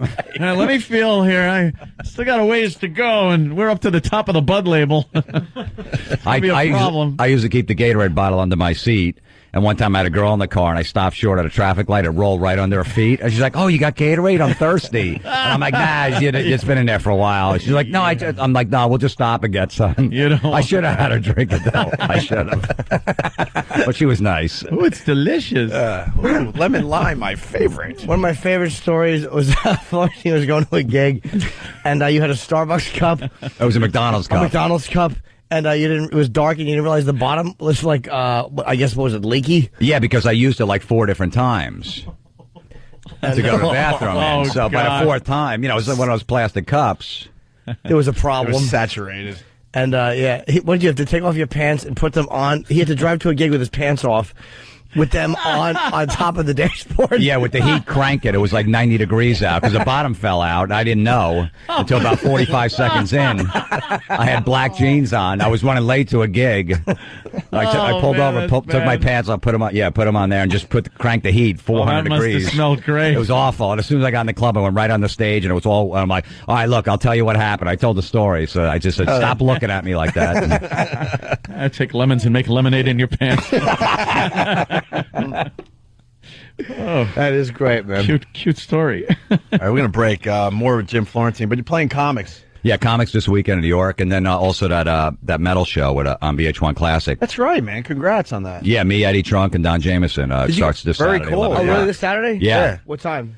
11 o'clock every Saturday on VH1 Classic. And what are you guys talking about? I mean, obviously metal, but what's the angle? Like, it's a half hour. It's almost like a best damn sports show period for just talking about music. We sit around, do some and we have a guest come in. That's great. And we just bust each other's chops and talk about music and mess with the fans. We do these bits outside concerts and just screw around with people. And did you see Steven Adler on Celebrity Rehab? Yeah. Oh, I didn't even recognize him. I told the story yesterday on the air. I'm like, wow, it's a rock dude. I don't know who he is, but he's really famous. And then they finally said it was Steven Adler. I couldn't believe it's the same guy. I got a friend out in California. I just talked to him yesterday. He's hanging out with him now. He said he's a lot better, but he just smokes a lot of pot. Oh, really? Just constantly pot. He says you just got to keep him up because he's really like down and done. He thinks with the new Guns N' Roses, Slash, and those guys ever get back together that he's going to be part of the band. And right.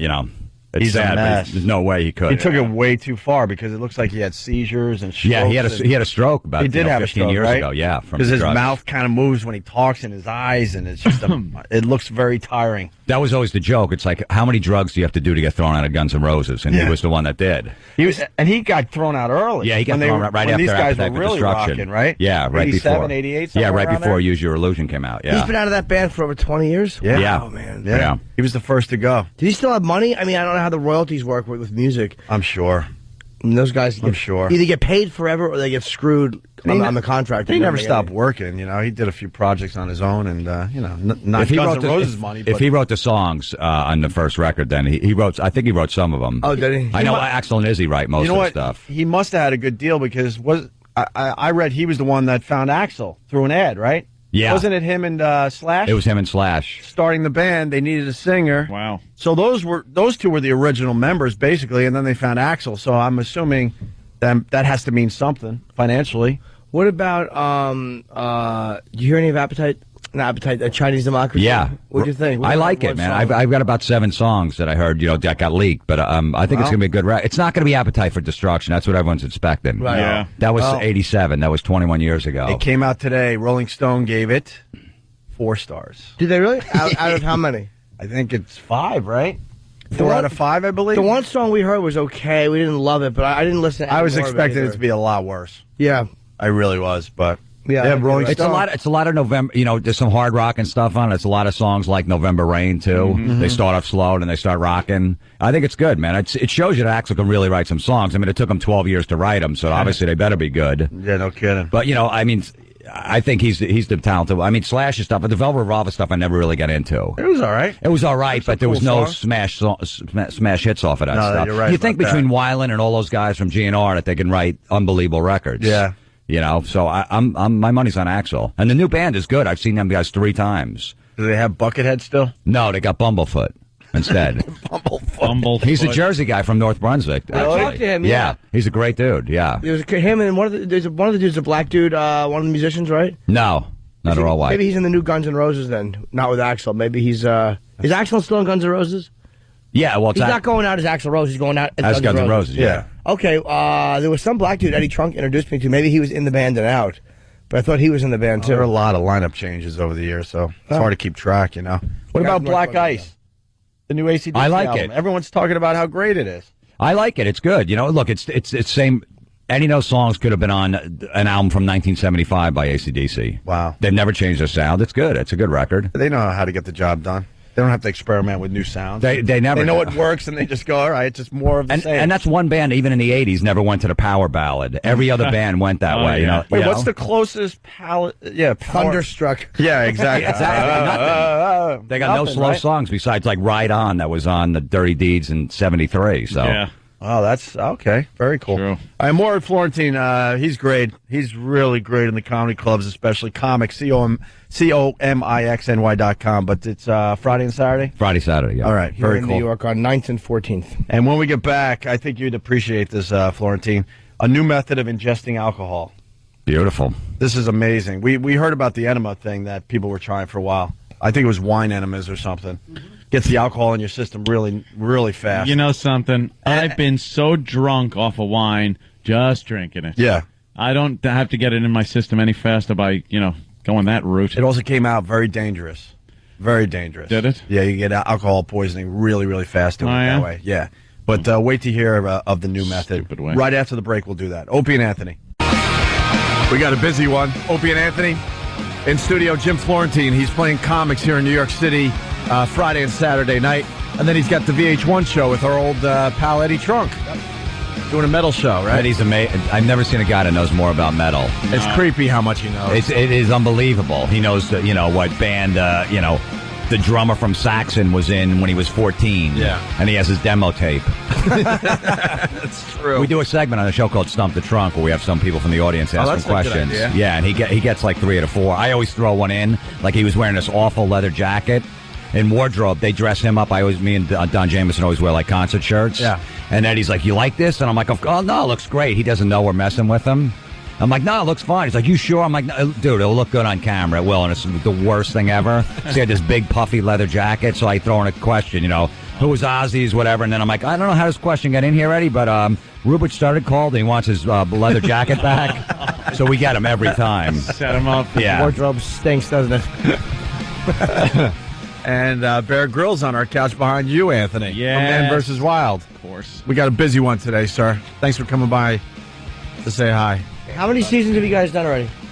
I never know how they measure it. We've done 40 shows now. I think this is the third 40. Third season of it, yeah. And we've just finished filming for the year 2 days ago, so I've come straight from location straight here. Where were you? We were in Hell's Canyon, Oregon. Really? So yeah, it was a hard one. What were you doing there? What kind of hardships? Yeah. It's the deepest river gorge in America, and it's huge. There's not a road across this place for 100 miles. Not even like a track. It's a big old place. And I was dropped in the high mountains in the snow up there. Went through the ice for a frozen lake. Genuinely, completely unintentionally up there. I've done it before. I'm saying, this is how you get out of it. But we were crossing this lake and it got about 3/4 of the way. And it went. So that turned into a bit of an epic. But then down at the river gorge and, a whole series of adventures in. Almost got pinned in a big stopper in the Class 4 rapids down there. And but anyway, it's like all these things, we're out of it and it's all good. And you look a little shell-shocked. Yeah. We've filmed 16 shows this year. Yeah. So it's been our busiest year and I've been pushed more than ever before, I think. But we've got a good break now. I've got couple of weeks off and then I'm leading a climbing trip down to Antarctica in 2 weeks and then proper break over Christmas. Oh, very good. Is that like a vacation? Antarctica? Well, we just sent a recce crew down there ahead of us and they've just said it's yet to get above minus 45 degrees.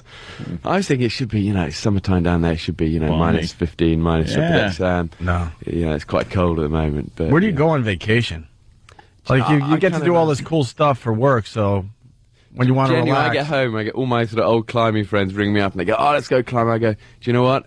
I just want no dramas. Right. I want to be safe. I want to be with my family. I want to be warm." You should take like a 9-to-5 job for a week for your vacation.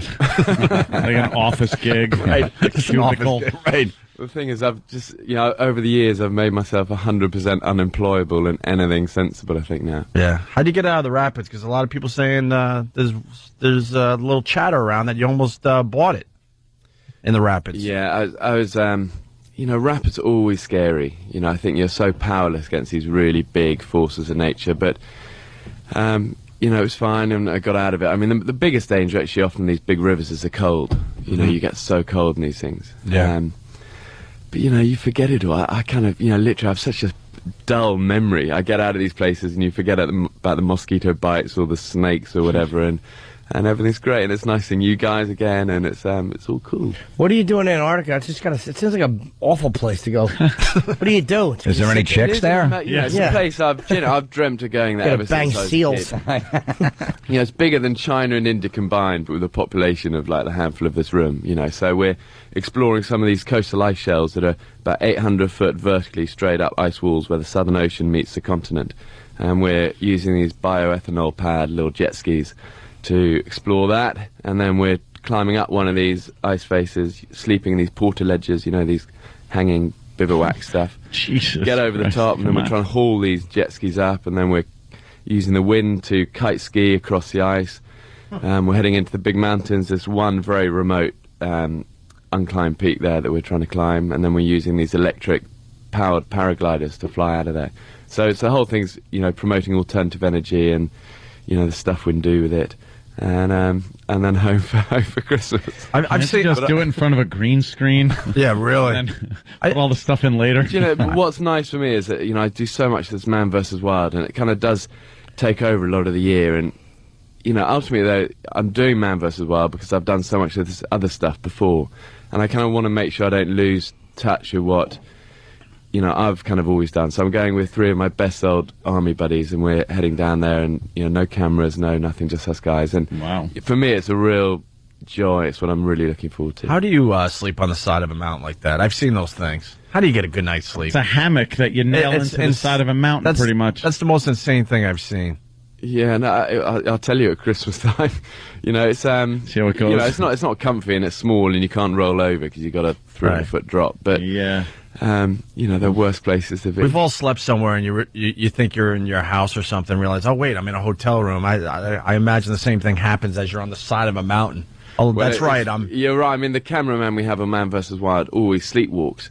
Oh, great. And he said, yeah, this is a good job. I'm not coming on this Antarctic one. Yeah. How wide is the ledge you're sleeping on? It's about 3 foot, 2.5, 3 foot. No, a lot of the times these guys don't even have a ledge. They have, what is it called? Portaledge. A portaledge. They nail this thing into the side of these ledges and sleep in these hammocks that are just hanging. Yeah, that's what off the side. and the drop is 1,000, 2,000 feet. I don't know. Why don't you have a helicopter just drop you on the top? What's the matter with you? We're about 3,000 miles from the.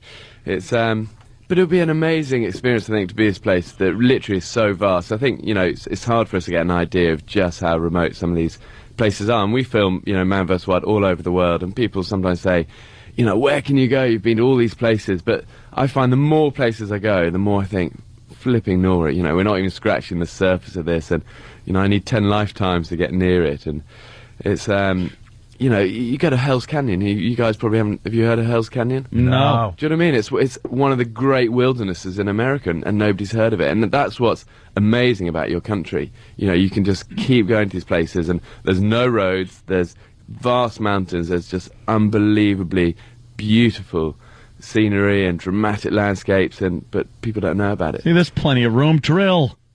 And wants drilling to drill everywhere. Everywhere, sure.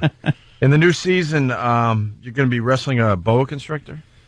I had a bit of an incident with a big boa constrictor in the jungles of Belize, and it's where we used to do a lot of the training with the British Army for the jungle training, and it is the most dangerous jungle in the world, period. Yeah. Why? Just it's got the highest concentration, all the nasties, all the snakes and you name it. Everything has poison. Yeah, it really does. And that's what happens. Poisonous ladybugs. That's the way animals survive in the jungle, is that they become so venomous that they get, they're protected from their prey. But yeah, so I came across this big boa constrictor, and how big? Yeah, it's 10 foot, it's as thick as your leg. It's a big aggressive thing snapping away at me, and it went for me, and I backed off, and then tripped over a root. I was moving backwards, and went, wah! But anyway, I had it for breakfast in the end, and that was all good. But jungles are always tough. They're the shows I've kind of learnt over the years to dread, just because it's torrential rain all day. It's just mosquitoes. There's all the nasty snakes. I came across in this deep cave these whip scorpions that are undoubtedly the most nasty-looking animals I'd ever seen. They're about a foot across, combination of a scorpion and a massive spider, and they live in the dark, deep underground, in these small caves I was crawling through, and I came across this one. And you think, you know, if Hollywood had tried to design the most nasty monster on Earth, you get somewhere closer. You think, I never even knew these things existed. How do they respond to like a little scratch or a friendly little pet? They move. They're so hard to catch. You just go near it and they're just gone in a blink of an eye. But I threw a rock and got it. Oh, look at it. And yeah, there you go. Anyway, that was lunch. Oh, you ate that. Yeah, no, it was, there's a lot of good energy in that. Let's have a look at it. Oh, man, that is nasty. Yeah, it certainly is. Me and Jim got to feel like the biggest wusses. We're complaining about, we were afraid of silverfish in our apartment. Yeah. Silverfish in the apartment. And then we're complaining about flights. Do you know that I don't like the first class on Continental as much as I'm like, it's not that bad. And our cockroach and black mold and mice stories don't really hold up to these. Yeah, but I get home and I kind of love making cookies with the kids. You know, I don't tell them about any of all this stuff. I just come over to America for twice a year and go on these radio things and try and remember what happened. You know, things. But I genuinely, if I tell my family about this, you know, it's fatal. If a snake like that size is like choking you out or grabbing you, if you have a knife and you stick the knife in, is there a way to kind of like cut the muscle on the snake and get them to like loosen the grip? You know, I've often thought that if they get around you, these big boas, you're really going to battle to get it off you. You've got to work from the head and unpeel it. But I used to think, oh, maybe you could bite through it or cut through it. But the thing is, they move so fast. As soon as you did that, it sort of slithers around and suddenly you've got another length of it in front of you. And you know, but they crush. As soon as you breathe out, they apply more pressure. And you breathe out again, so you never get a chance to breathe in. And that's how they get their prey. Here. But you do, I have learned on this. You know, you just got to be so careful with these big nasty animals and not mess with them too much. And you know, you get it right every time. And you know, we have a small crew of us, 3 or 4 of us filming this, and same guys who've done almost all of the shows with me. And you know, we do go to difficult places, and I've just learned that we've really got to look out for each other. And you know, that they're brilliant guys and the real unsung heroes in this for me. Sure. And you also eat bear poop. Why? Well, this is in the Transylvanian mountains, and it's got the highest concentration of bears in Europe. And I had a bit of an encounter with a massive brown bear. I was in this forest and came around, and it was just kind of there, and I was in a red jacket and everything. That's good in the forest to blend in. Yeah, exactly. Yeah. And it looked to me, and it had a good escape. Really, it wasn't trapped, didn't have young. It wasn't mating, and it went off, and it was fine. But there was a massive steaming pile of bear poo at the end. That it done. But they have very fast digestion. You can see the bits of berry and apple in it, so it's fine to wash it off and just eat those. And not really fine. Again, a low point in my sort of. Low point in my Cuisinary life. Yeah, but that might be Jim's next level. I know, right? I get a hooker to put a bear hat on. Hello. Could you just growl at me while I land at this glass coffee table? But everyone always talks about all the kind of bad stuff I eat and the bad animals. There's a lot of amazing stuff, and for me, the privilege of the show is being in these places just with a small group of people and doing what I love. And I get much more nervous coming to these sort of things or the big cities, but I do come alive in these places, and it's one of the few places I feel comfortable and thrive. You should, it's a great privilege, really. Speaking of that, you should do like an urban version. It would be really good. Of Man vs. Wild. It is on the plan. Yeah. I could send you uptown for a little while. I'd love to do a proper urban one there, showing all the, if you get mugged or if you get stuck in subways or burning buildings or, it's definitely kind of in dumpster diving. You can find food in there. You can visit. Yeah. Well, you're right, how to catch rats. You can live with the mole people. There's a lot of people that live underground in the city. A lot. You go, explore that for a while. Tunnels underneath the city. Yeah. So, it'd be amazing. Unbelievable. Anyway, next season. Yeah. When does the next season start? Oh gosh, I don't know. I think it's it says January. That doesn't seem right, is it? Well, I think it is. Yeah. I think it's beginning. Yeah, January. We're almost there. They've saved all the kind of. They're definitely the best shows we've done. These ones, and I think they've wanted to bunch them all together and then put them out all at once. In January. Are you running out of things to do with the show? No, I think not. I mean, it's we've done genuinely after 40 shows, we've done the coolest stuff I've ever done on Man vs. Wild for this. Yeah. And I'm not just saying that for press. I really. I know it, and it's a good feeling, and I think I will leave the show before it starts getting the same. When we start going over endless or grand, I will leave it. Yeah. But at the moment, we're still doing cool stuff, and I'm really proud of them. How many shots do you have to get? Like, you must... Yeah, I'm a bit of a pincushion. I occasionally get Discovery Go Bear. We've been looking at some of these footage and the behind the scenes that you just need to get some jabs. But you know, a lot of the point of the advice is that it works. Yeah. You know, that's the point. So I don't need a lot of shots. Sometimes it goes wrong. I was in filming on the Iraqi border for one of the shows, and I got quite a bad heat stroke and almost sort of had to be evacuated from it. But, you know, on the whole, it sort of, you know, generally works out. What about bees? Yeah, bees are bad.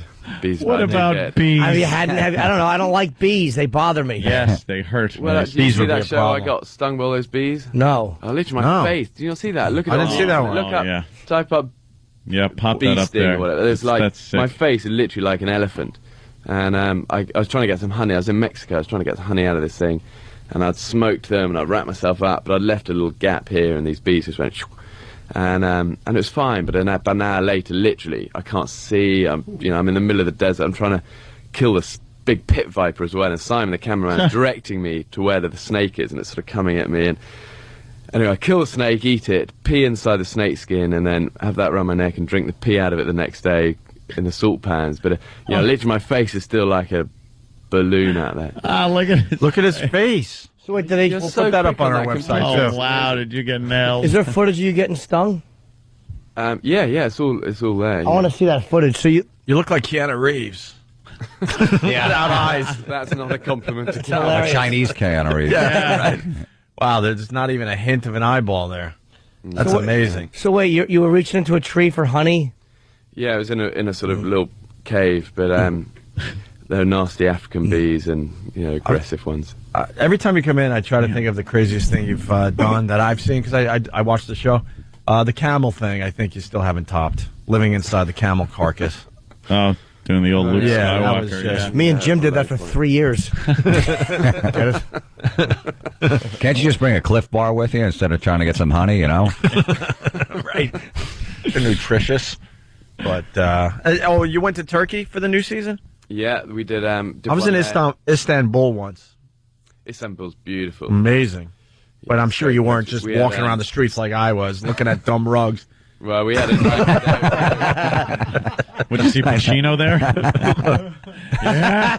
They try to. If you go to like Turkey, all they try to do is sell you a dumb rug. Really? Well, the beach is right there, Istanbul, right by the airport there. Isn't there a bunch of hot chicks? I've been to the airport there. That would have been nice. We didn't see no beaches with hot chicks. Yeah, it's we right. went into the Blue Mosque and we saw a piece of Muhammad's beard, and they try to sell us a rug. You know what you got to do? You got to strap hashish to yourself and then try to get on the plane. There you go. That's good. What do you do in Turkey, though? What's there to do in Turkey that's adventurous? There's some seriously remote parts of that country. Borders: Syria, Iran, Iraq. Mm-hmm. And up in the high mountains there, it's it's wild. I was doing big waterfall descents and building rafts, and then I ended up in these amazing canyons with these Christian caves. It's where the Christians used to hide from the Romans, and literally 1,000-foot canyon walls, and halfway up you suddenly see little windows, and they would have tunneled up through the rock and lived, hundreds and hundreds of them lived in these communities. And these caves completely unexplored. There's some right down 20 miles away where people might have visited, but 50 miles down this canyon people have just never been there. And it was amazing. I was climbing up all through these things and then doing big free climbs up the edge of the canyon wall out of the windows of these caves, and it was amazing. I love that place. Yeah. And I was amazed at just how remote parts of it are. You find any cool old relics and stuff like that? You ever grab a few of those and take them home? Yeah, I found an old pirate pipe when I was in Belize, which they reckon was about 300 years old, and it was a pipe from one of the pirates there. And that's pretty cool. That was cool. It was deep in a cave. I thought there's got to be treasure here. Yeah. But sadly, it was just a whip scorpion down there. That was it. There was no from those caves. There was no spoons or just anything that they used. It was, a hat, perhaps. Great big rock wheels across these entrances, and what they do is just wheel these across to one entrance, and then wells and little tunnels and little shelves and little areas where they'd cook. And then funnels where they'd have the water running down trenches to all the bedrooms. Unbelievable, untouched for thousands of years. Wow. And then then I was into all the desert. That's when I got heat stroke and had a bit of a battle then, but all worked out. That's wild. That's a little too much. Hence Man versus Wild. I don't know. I like, what do I like? Watching TV. Yeah, I know. I like Call of Duty 5 is coming out, so I'll play a little of that. Mm-hmm. It keeps me safe. Yeah. What about, are you scared? What were you looking I'm looking at the footage of him going after, like, you're looking into a cave. Oh, yeah, look at that. That's a big, how big was that beehive? Oh, gosh, it's like, so big. Like a foot and a half, 2 feet across. That was really large. Yeah, that's... And he's like looking in. That's not smart. I'm doing a great job of narrating, by the way. One bee that really got me. One bee just... One that really hammered me right on the vein in the eye, And that's why it kind of went bad. But hey, that's all the bad side of Man vs. Wild. There's lots of good. That's why the show is worth watching, man. You never know what's going to happen to you. So... All right, we got to take a break. Want to thank Bear for stopping in. So it's Man vs. Wild, Wednesdays at 10 p.m. on the Discovery Channel. They're showing new episodes in January, but a lot of people probably haven't seen all the older ones. Yeah, they're all out Wednesday nights. They keep rolling them out. All right. Wow, creepy. Cool, thanks. Nice to be with you guys again. Absolutely. Yeah, tuck your shirt and that'll impress the bees. Exactly. They'll see your helmet and sting that. Yeah, he's like, this guy's not a slob, so maybe he won't sting him. He's well kempt. So if you smoke them normally, bees will just kind of go to sleep? Yeah. What are you doing? You're going into a bee's hive. Yeah, I think, hey, listen, we learn our lessons, Yeah. Apparently. I want to see him get stung so bad. I can't wait. It's just one bee as well. That's the thing. It's not all of the crocodiles and snakes I've had. It's one ruddy bee that gets me at the end. There you are. Made you look silly. The hive. You certainly did. All right, a big fire there. You get a little smoke, and you fan it into the hive. And what do they That's do? supposed to chill the bees out. There's a lot of flames going, and that probably pisses they probably didn't like the fire part of the smoke. No. Yeah, because you see the beekeepers, they got those little things, those little cans, and they blow the smoke on the... yeah, just little, nice, Yeah, but if you haven't got a can, then you got to kind of make it. And, anyway, I did get the honey, and the honey was great. And you got something over your mouth like Jesse James robbing a train. Yeah. I think that was my underpants,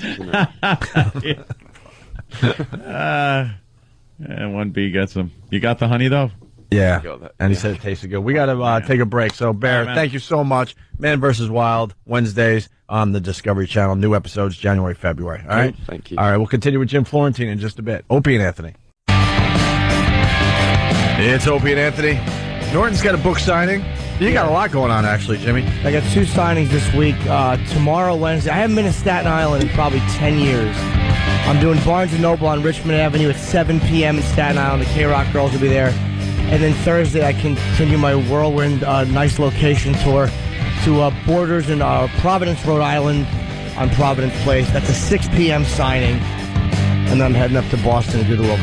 10 years. Wait till you see that Verrazano toll. It's going to drive you crazy. Well, I won't be going into that. It's got to be $2-3. No, it's probably like 11 now. Yeah.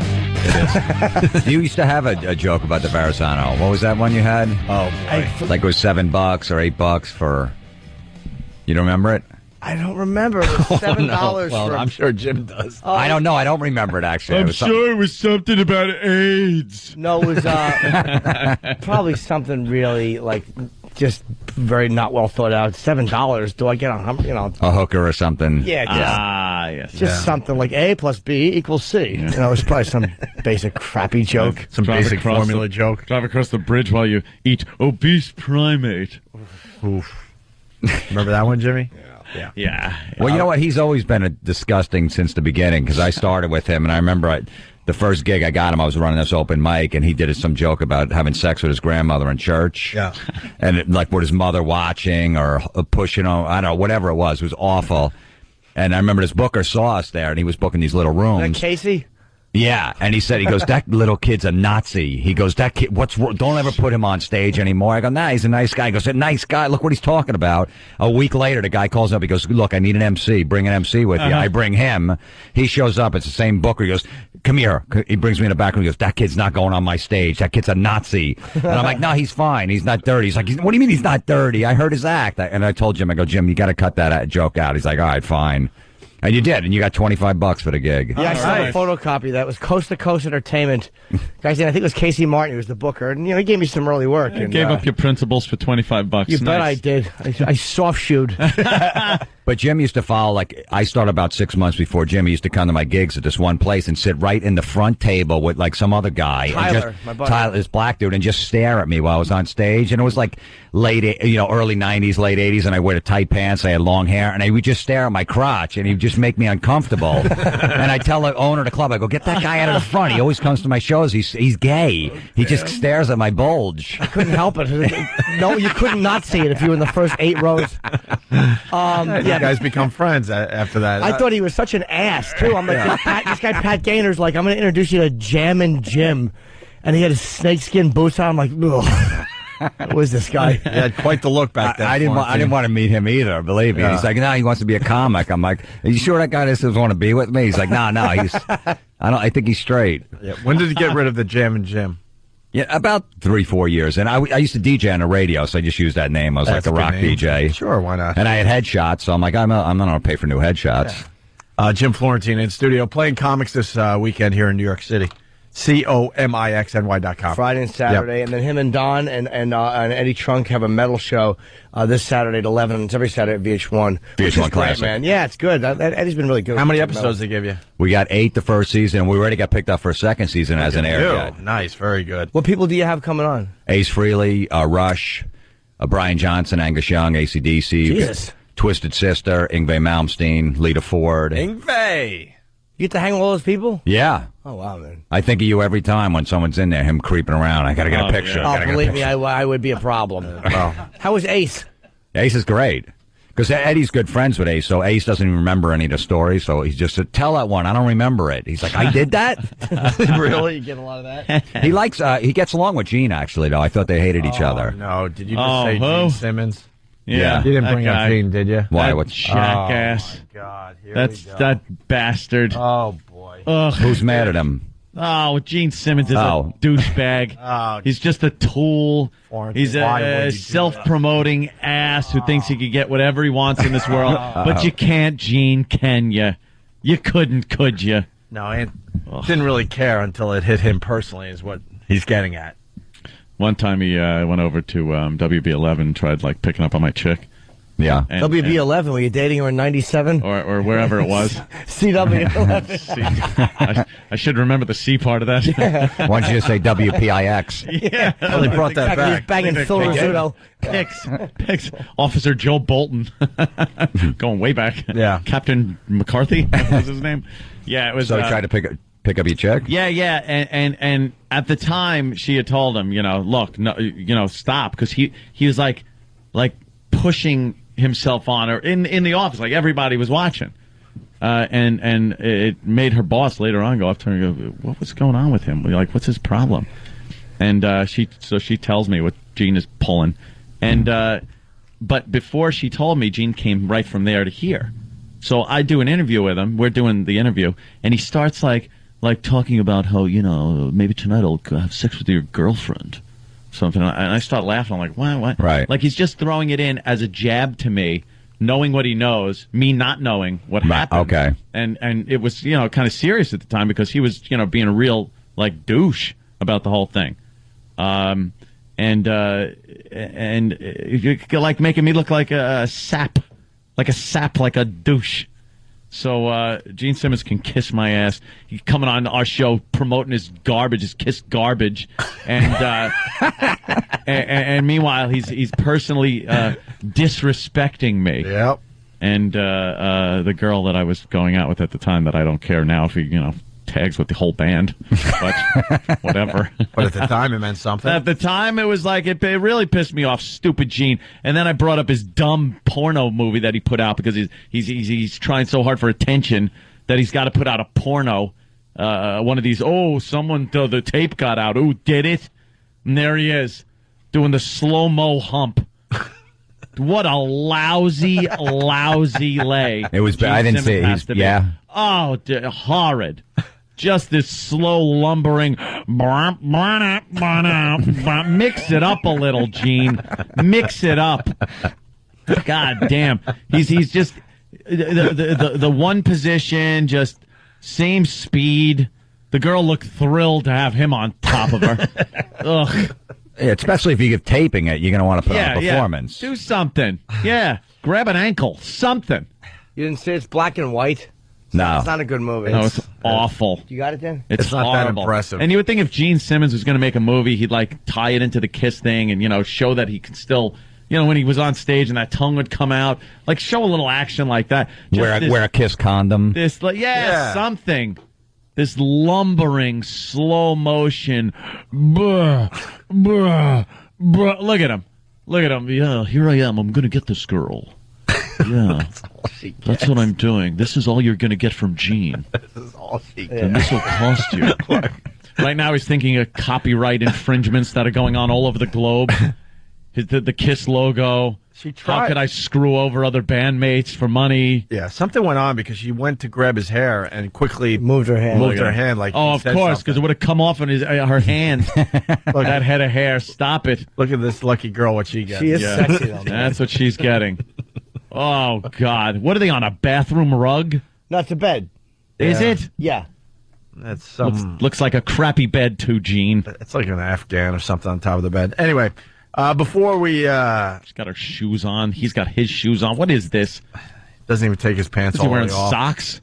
I don't know. His pants are still by his ankles. Yeah. You gotta like That's that, though. Good. The I want to see him arrogance. shimmy. Go, I have to drop a turd. And just shimmy away with his pants by his ankles like an old codger. Now she's appears to be on top.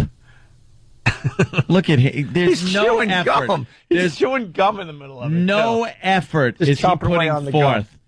For all of his sexual prowess he loves to talk about, he is just awful. God, no payoff whatsoever. She's sexy, though, man. Look at How her could I little capitalize on a Kiss pigtails. lunchbox? That is pretty bad. I mean, he's not even grabbing her at all when she's on top. Nothing. He's just... Oh, God, Gene. Just there. Hey, because we promised it. We got to get this on. New method of ingesting alcohol. Have you guys figured this one out yet? No. Now, we heard about the enema. People were doing that for a while, and it hits your system a lot faster, and it's very dangerous. Well, the kids have figured out another way to get the alcohol into them faster. Listen to this. Everyone's probably laughing because I've got a box of tampons. But some women are soaking tampons in vodka, inserting them into their vaginas, and men into their rectums for a quick high on alcohol. So they're basically dipping it in, and then when they insert this into those areas, it goes straight into their bloodstreams. It's just like injecting it. Yeah, there's no... Stop. Maybe 2 girls tried this. Who's doing this? Who's and doing what this? guy is doing this? Yeah, Although who's- gay guys are into a lot of weird stuff. Who's doing this for real? This is a little titillation for their final There would be news program. There's no reason for that. What are you doing with a tampon? Just dipped in booze. Vaginally, that is just going to destroy the vagina. I mean, the bacterial. Well, there's a doctor. She knows. Well, let me tell you something. You ever have a toothache? And before I had dental coverage, what you would do is take some Jack Daniels in a shot glass and you swish it around by that awful tooth, and the pain would just go away, and you would gulp it down. But even before you swallowed it and realized you were drunk, the pain would go away. But your cheek, like it would eat away at any membrane on your cheek. So if you ran your tongue on your cheek where that side was, where the Jack Daniels was being held, it would be all rough and kind of rugged. So I could see that it just would eat away at the membrane inside the vaginal wall there and just really, like she said, destroy it. From one tamp? Well, maybe not one, but... Vaginally, that is just going to destroy the vagina. I mean, the bacterial environment is a nice balance for women. It's a perfect equilibrium. When you do something like Some that, more you perfect than others. completely destroy it. You're going to set yourself up for yeast infections, bacterial infections, not to mention the vagina material is going to crack and break because you're going to get burns and things like that. So it's just going to completely destroy the vagina. It's I'm just terrible. trying to find out what could possibly be fun about this. Well, wow. Yeah, a girl Watching. drunk. Yeah, drunk girl doing that is hysterical. Jimmy. Jimmy's prepping to get hammered later. He's cleaning out. Tampon just came out. That's a hell of a I know. a hell of a way to get drunk. I thought you were going to tell me something maybe I could use experiment with or have a little fun with. Wow. I'm not doing that, Opie. Well. And you know the other thing about this is, unlike, let's say you've had 2 beers, you know you've had 2 beers. With this, you don't know. You could do this, stand up, fall, crack your head, and die. You have no control. Oh, Jesus. Oh, really? By the way, I think we should cover this story again in 10 minutes. Of course. Yes, of course. I want to talk about the cop, how he has to give the breathalyzer. Yeah, we definitely have to talk about this in a few minutes. Yeah, maybe. I think we all have a Bloody Mary joke in us. Yeah, I did. Who are you kidding? Who doesn't like one of those on a Sunday morning? Oh, isn't it great with brunch? Oh, they're boy, fantastic. Terrific. You know, I thought this was bizarre. This next story is even more bizarre. I had never heard of it until recently. Beer bongs. Kids are doing this into their anuses. Literally. Taking a beer bong. And Jim, you've got an example there. It kind of reminds you of the old college days. But this, instead of going in the mouth, you're sticking it somewhere else. Does it look fun? Does it look fun? Certainly does. Why would you ask that, sir? Does it look fun? Like, I don't understand what you're doing with the beer bong. Yeah. You're just pouring? I guess. I'll figure that out. I need pictures. I guess. I need pictures. And then finally. I can't. I don't get it. Well, there's something, like you said, if you drink into your stomach, there's first pass metabolism through your liver. Well, there are some blood vessels in the rectum that miss that first pass, so you do feel the effects quicker. We're trying to teach our kids creativity, but not this guy. Well, you just did. That's what I hate about these asses.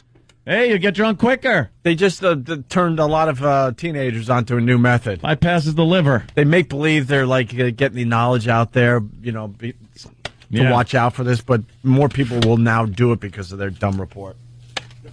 I'd love to have someone do it that way, and then some new guy walks in like, "Oh, do a beer bong out of your mouth." This beer tastes like crap.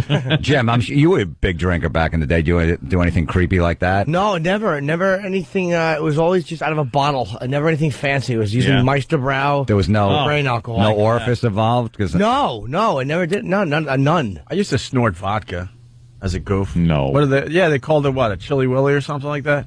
Yeah. Yeah, like you turn over the shot glass and that little thing. Yeah, the little indent. Yeah, you're not doing much, but I would just drink it like a normal human. As a being. goof, we would snort vodka shots. Yeah, not the whole shot. That would be insane. You drink, Jim? Yeah. Yeah. Okay. Yeah. If I want to get a quick buzz, I'll do like a couple shots of Jaeger and a beer. That's my. I get within like 20 minutes. I get a nice buzz. Yeah. So I don't need to put it in. No. Put it somewhere. You know what the problem I have is, especially with drinking beers. I will just drink beer all day. Like if I'm drinking 2, I'm drinking 12-pack. Just hanging out. Why not? Like I can't just stop at 2. The word you're looking for is alcoholic. Oh, is it? 1's too many and 100's not enough. They kind of defined it, Ann. Yeah. No, it's sorry to say. No, I'm saying if I had to stop, I'd stop. You can't. But I just don't like. I choose not to. It's just you start drinking during the day. I'll just sit there and drink. What am I going to drink at night? I got to go to sleep at 7. That's true. You know. So afternoon. Starts drinking during the View on the on the drive home. All right. Unfortunately, we got to head out. So okay. Florentine's at Comics Friday and Saturday. Go see him. Great comic. COMIXNY.com. Yeah, everybody knows Florentine's hilarious. Yeah. And of course, the show with Don and Eddie Trunk is Saturday nights on VH1, a metal show, which I didn't realize you had so many really cool people on there. Yeah, we got some good guests. And Joe Howard's actually on the show at Comics. He's a Cleveland comic. Okay. He's coming in. He's a really funny guy. He's a big fan of the show. Okay. So he's coming and opening for me. So very nice. All right, we're going to continue in just a bit. Opie and Anthony.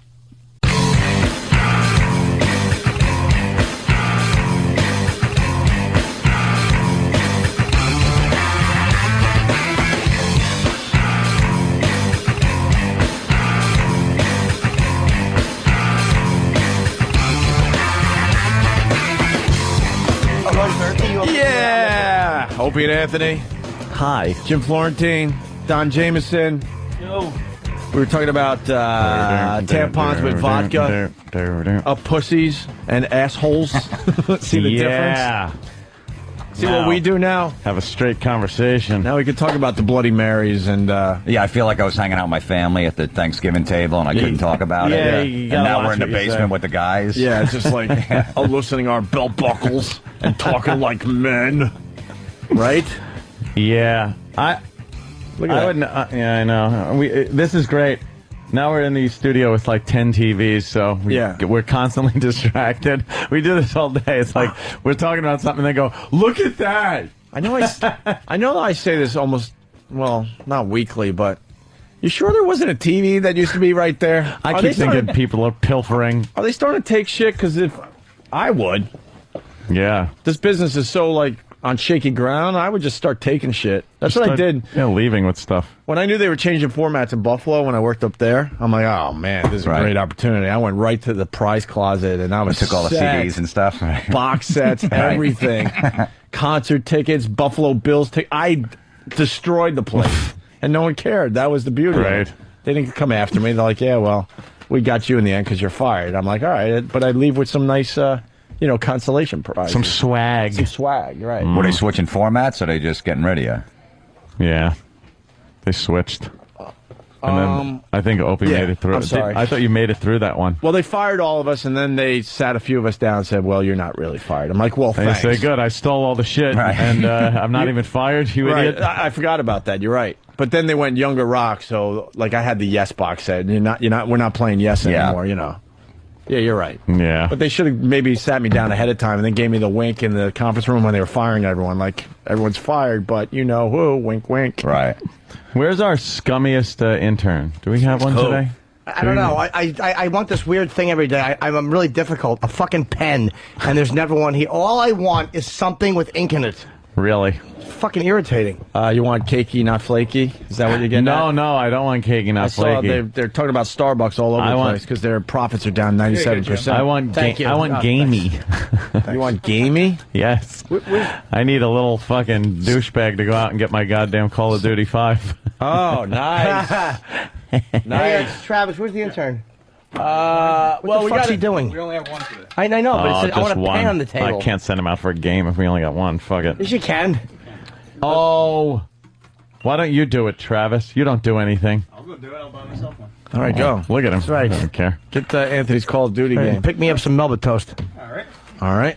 All right. Melba toast? I love Melba What are you, toast. 85? Melba toast. That's something like your mom had, and what is it? Yeah, you ate it only when you were starving. You put jam on that? Huh?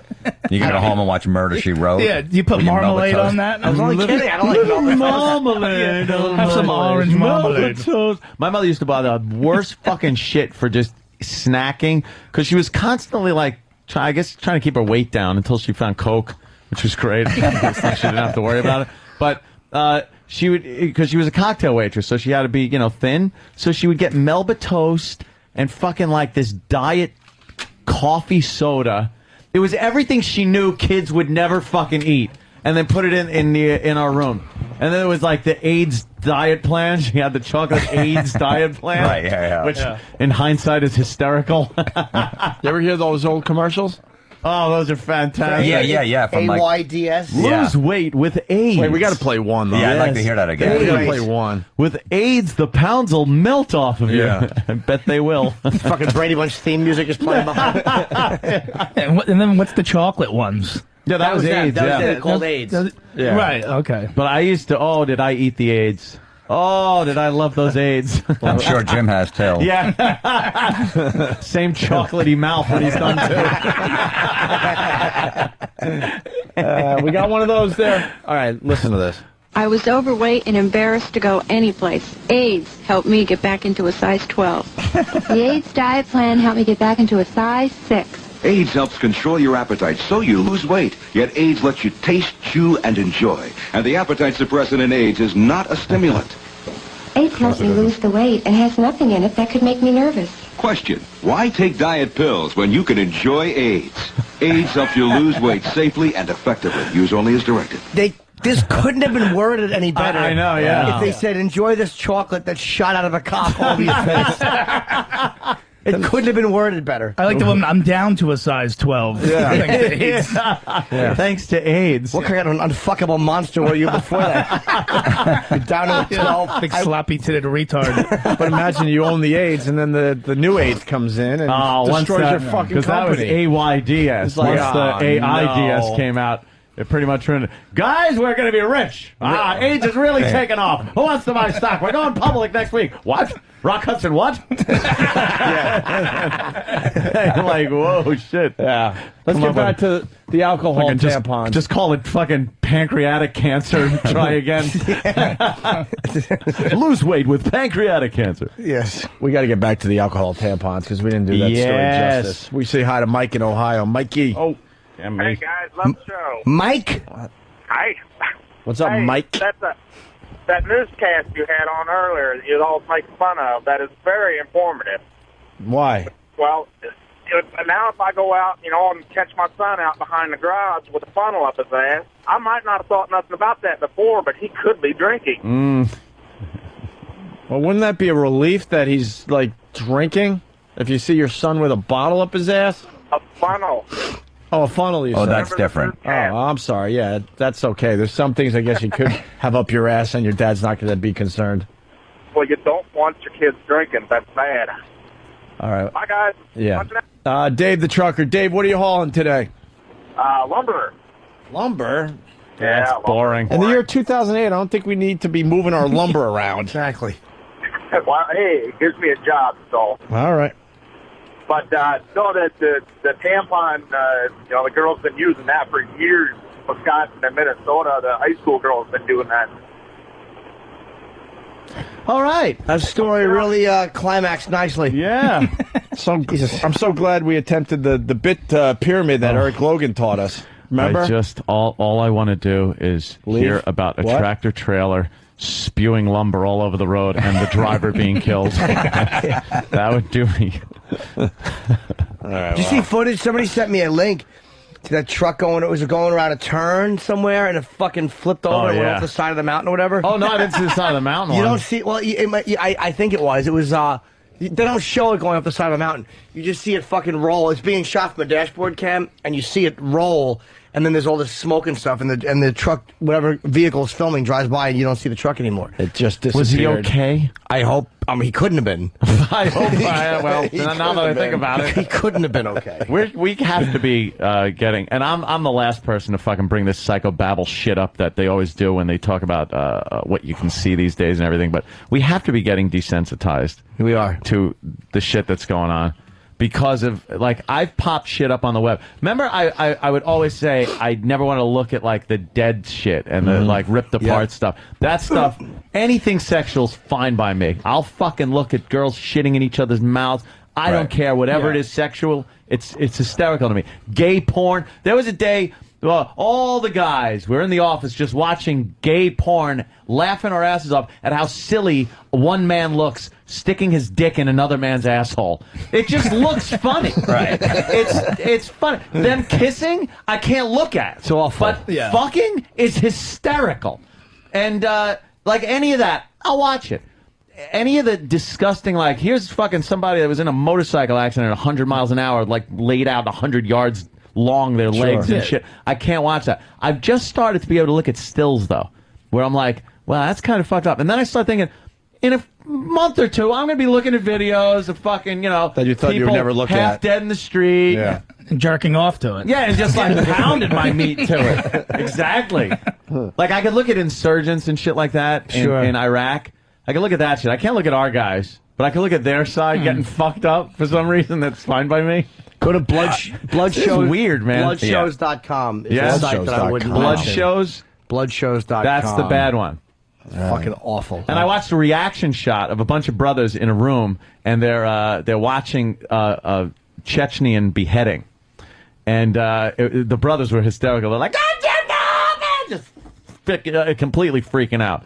But I can't watch the actual beheadings yet. I just got a video of that from the Taliban cutting one of our guys' heads off. And I still, it was 2 years ago. I'm still fucking freaked out. Jimmy describes the guy making pig noises because he's squealing. I can't. That shit, no. I get the chills from it. They were holding the head up in the camera like that afterwards. Who said was any of that? They saying that after you're beheaded, you always just have that dumb, goofy face on, where your eyes are all kind of like a Halloween mask. It looks like an Alice Cooper concert. It just looks all goofy, and I can't watch it. I can't listen to that shit. But it looks like you're heading that way. But it gets me I kind of got desensitized a little to at least the still pictures of people that have jumped out of windows and they're splattered on the street or something. It's like, all right, it's still.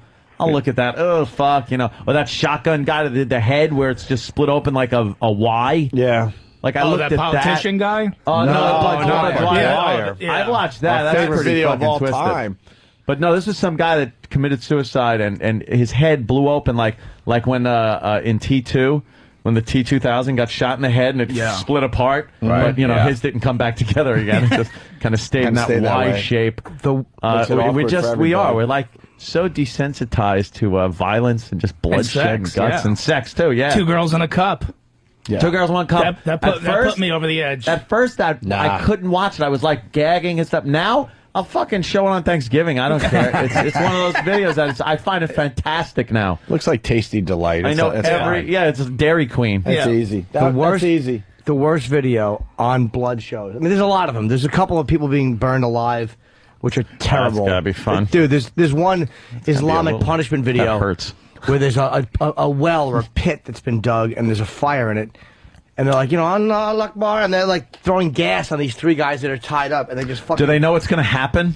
I think they do. They're blindfolded. But I think they suspect when they hear the crackling flames and smell gas that they haven't That's really the worst part, don't you think? It's not the burning so much, it's the crackling sound. This is a fraternity thing, like when they put bananas in the toilet and say you're squeezing feces. When do they realize it's not an April Fool's prank? When they feel the foot on them just kicking them into the fucking pit. And then feel an intense pain. Hey, those 2 guys died in that truck video. Oh, did they? Just so you know. That a was little shame. update on that. So I know the worst one on there, the most graphic, it's called Blood Gutted. And it's fucking... It's almost unwatchable, and I can watch anything. It's these. What is it? 2 people having sensitive sex with each and other? He says, "I love you," actually loving each other, and she says, "I love you too." Yeah, and then he says, "No money exchanged." Yes, and she tinkles in the toilet and wipes it off. Like, what are you doing? That is disgusting. Exactly. It's. I think it's also Chechnyan and Russian. Yeah, and they are fucking animals. They don't play fucking games. In the school, just hanging explosives up in the gym with the kids and setting it off. What not? Why not? They're not Arabs, so I'm guessing they're Chechen. They are Muslim. Yes, they are. The Chechens are. Yeah. And I'm guessing they're Russian soldiers or whoever they are. They're in a field. Like it looks so like you could scream and no one's going to hear you. It's outdoors in the field, and there might be 4 or 5 soldiers laying bound with their hands tied behind their back, and they all get their throats cut. And they get bled out. It's like they're not beheaded, but the throat gets cut, and then the guy will reach up under the chin and like work the head like a Pez dispenser to bleed him out. Oh, holy shit! God. It's fucking. What are you watching that for? Where's Iraq? No, I don't want to see that. I do. Well, you're crazy. I want to see it. I don't want to see that. I don't want to see that. I would never want to see it. It stays with you. Nobody has to long. watch it. I can't get through Man vs. Wild. Those days when you're feeling a little down, it creeps into your head, and then you really feel like shit. When you feel a little weak. You're in the middle of banging a chick, ready to bang her, and that fucking thought comes in. It's like, fuck. Is everything okay? I'm like, no. Where did your heart-on go? Can we bring it bled out. Why would anybody in the office be listening to the show? Why would they? There's layoffs every other day. Why would? It's like the field you're talking about. Why you would can we scream work as harder? loud as you want, and no one can hear you. Let's Steve, yes. Oh shit. Let's I want to bring the sexiness back to the show. We got Eric. That's what I was trying to do. Eric. Eric. What's going on, boys? Hey. Hey, have you guys checked out that cum omelet video? I've been waiting to see cum omelet. I've heard about it. Can we talk about it afterwards? Because I got an omelet coming in about 2 minutes. Oh, do you? Yeah. Cumomelet.com, huh? Egg whites, huh? No yolk? Yeah, that's... Well, yeah, that's the only way you can make a cum omelet. Oh, God. How are you going to get the yellow? Yeah, how do I order the fucking I know. omelet? The guy had a Yeah, call. right. That's good. All right, cumomelet.com. That's wonderful. No. What? No, I don't. I want to watch cum omelet. I don't want to watch the beheaded one. Yeah. If you guys need Steve, to, you like that's cum fine, omelet? but I'm not. I don't know if I've seen cum omelet. I don't mean that. I mean the actual food product. Oh, okay. How about we go Yes. with cum omelet? What's that about? Well, that is. Well, I'll describe it. You've seen cum omelet? No, I've heard about it, and I've heard it described to me, but I haven't seen it. I want to see this. Yeah. Some chick, bukkake is Sure. fantastic. That shit will fry up nice? No way. Put it in a frying Get the pan fuck and outta cook here. it up like an omelet and eats it. No. Fucking jizz. That's got to be a big load, though. It was a bunch of loads from a bunch of guys. Oh, a bunch of She was doing loads. a gangbang bukkake thing. Right. All over her face. And then they smeared it off her face and into a measuring cup or something, or into a frying pan. And then there it is. Cook it up. Get a good one. Did they do the switcheroo? I don't know. I haven't seen it, but that's what I'm always very skeptical of things like that. You look for the cut. Like the 2 Girls, 1 Cup. I was very skeptical that was actually shit. Yeah. But, do they throw broccoli in and cheese and tomatoes and stuff? You got it. You got it. Just fucking regular jizz doesn't taste good. Yeah. You got to put a few spices in there. Yeah. Pepper. People salt. are trying to figure out who else we got in studio. Don Jameson. I thought I said that. He's doing the metal show with Jim Florentine, who's in here, and Eddie Trunk, who's not in here, on VH1. Yeah, VH1 Classic this Saturday night. Saturday nights at 11 o'clock. That's very cool. We find cum omelet? We can't get it up on Yeah, no newspapers and what the fuck? Yeah. Where's the newspaper? I think that because there was one intern. Oh, what's he? What Yeah, but is he it doing? doesn't matter. We have one intern. We have 12 guys that work for the show. Someone has to step up and maybe do something they don't want to do. So we're all prepared and come to work. Yeah, exactly. They even cut back on the newspapers. Is this cum omelet? Yes. All right. Well, it's hosted on sluthead.com, man. TheSluthead.com? I tried to get that domain. All right. She's got a face full of jizz. A couple of guys just jacked off in her face. She's already got a pretty full bowl. You could turn it a little more. When are they going to fix this? They're never fixing anything around here. Why would they? She got a mouthful. She looks like she's under the influence of some kind of drugs. You think? Yeah. Why else would you do this? There's another load. Because it's Saturday. What do you feel about these loads on the face, Norton? What do you think about those vids? Well, I guess it all depends on what position you're in. If you're the load giver, it's fantastic. If you're the kneeling girl with a mortgage payment, not good. Now they're scraping into a measuring cup the jizz with a spatula. That's the best part of this video. Some dude, or it has to be another girl, I would assume, right? Working the spatula and scraping the tongue into a big measuring cup, Yeah. big Pyrex measuring Martha cup Stewart. like Mom used to use. Yeah, Martha Stewart teaching how to make jizz omelet. Now, when making Now you're a gonna get some of Christmas, that brown shit from your tongue in the omelet mix. Oh, wait a minute. Oh, no, Some come tongue on. scrapings. All right, that could be a load. It looks like egg All white. right, wait, that might be the switcheroo. They could have done the switcheroo right there. It looked like, why didn't they show it? They should have went, you know what? no, Yeah. that's too much. No, That's way too much. Yeah. That's All fucking right. switcheroo. They did a switcheroo. I make my own on egg us. white omelet. Said no way it comes out that big. Yeah. and I've had all that cum on my face, and it just doesn't translate. Boom, boom. Oh, come on. Why don't we do this to see if it works? Yeah, what would it? Because I don't think cum would cook up like an egg omelet. Oh, it this is gets all fake. fluffy. Oh, all right. Well, the guy is coming on the omelet, which that's a little different. Well, why would you Is need cum on jerking the off. omelet if already the thing's made out of cum? I don't know, maybe just more, This is for the skeptics. But now out there. another cut right there. Another so cut. who knows? So now she's eating tasty egg whites, probably. I like the fact the other girl's feeding her with a chef hat, Yeah. Yeah. just to make it authentic. Let's They She actually likes her have a eggs runny. prop budget. look for the acting skills. She's now. No, All right. that's acting. Sorry. It's, This is. I'm disappointed. It's I not know. cum I omelet. am too. I heard about cum omelet. She would now be for a while, gagging. and She wouldn't be like giving. I the don't think fake- she's swallowed it yet. No, come on, it But she's sucks. smiling and chewing. No, I'm sorry. You guys missed a good one. Blood Gut is a fucking. It's just Yeah. a truly good one. I'm not watching that. You don't have to. I'm not watching. You could have just listened to the audio. No, I won't even listen. I'll leave. I hate Really? that. I can't. Not to I be. can't, Jimmy. I'll show him a puss. I can't. I can't go She's there. being fed, Oh. but like I said, I think that's just. She's got cum all over her face. What's the fucking big deal if it's cooked? Exactly. You know, she's all of a sudden a little shy. That's not real. No. Yeah. I dub it fake. I absolutely hate fake fucking shit on the internet. Oh, especially when I really thought I was going to see a girl eating a load of cum cooked up like an omelet. Yeah. We got Prince from South Carolina that has a question about this whole thing. Prince, what's going on? Hey, how you guys doing? Good. Hey, man. All right. Hey, Jimmy, I got a question for you there, bud. Sure. You think this girl maybe perhaps likes cum? That's a good question. I don't know. No, I don't think she likes cum. Well, you heard him say it right there. She loves it!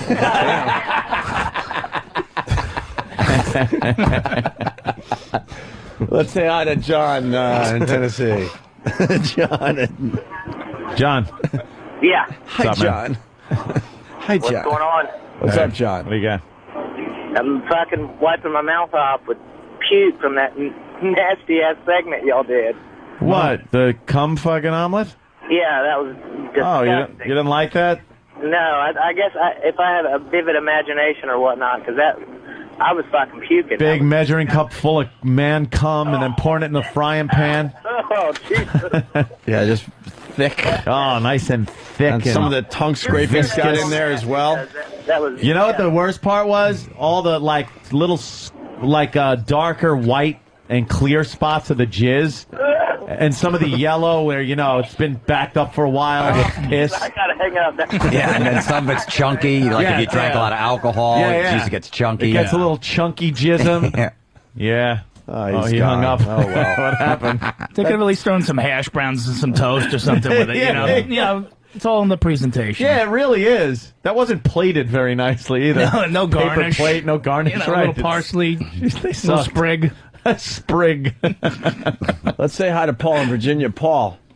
Hey there, Paul. We absolutely need to get some dietitian to advocate this semen diet because it could work out great for us for two reasons. Mm-hmm. A, we could start our own businesses, and B, there will be women that want to save money so they could get it directly from the source. Oh boy, he's trying a little too hard. I didn't even hear what you do. What'd you say? Let me. It's all right. That's what he said. Yeah, it's just fucking Did I get a car crash? Well, all right, get out of here. You're just a tool. Yes. Yeah. There was a pubis story I wanted to talk about. But Hey, what it's not- happened? it's not in front of me. I remember that one. You brought it up this morning, and we were going to chat about it. Where? There's no one in here. Everyone's- Why isn't E-Rock coming? everyone's You guys something to do? disappeared. Why Well, doesn't Eric come in? But Everyone's he's all busy. reliable. At least I could count on Danny. No, I Danny's had a- not here and nothing gets set up. What's that about? No, it was my fault. I had a little issue with a company that will Diarrhea? not stop calling me today and yesterday and last week, so I'm losing my mind trying to get... Oh, really? It's fucking... Hospice? I really want to lose my mind on it. Cumomelet.com? No.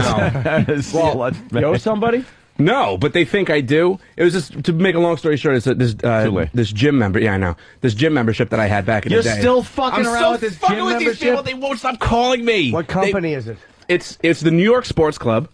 And it's not even them because they're not really the problem. It's the company that they're working with that do their collections. It's a company called NARS, National Asset Recovery Services. They're based in Missouri. Please take that information and do what you will. Yeah, of course. They've made my life like a living hell for the past week and a half. And they did the same thing to me last year, too. With the same thing? Same thing. So you told them, do you get names?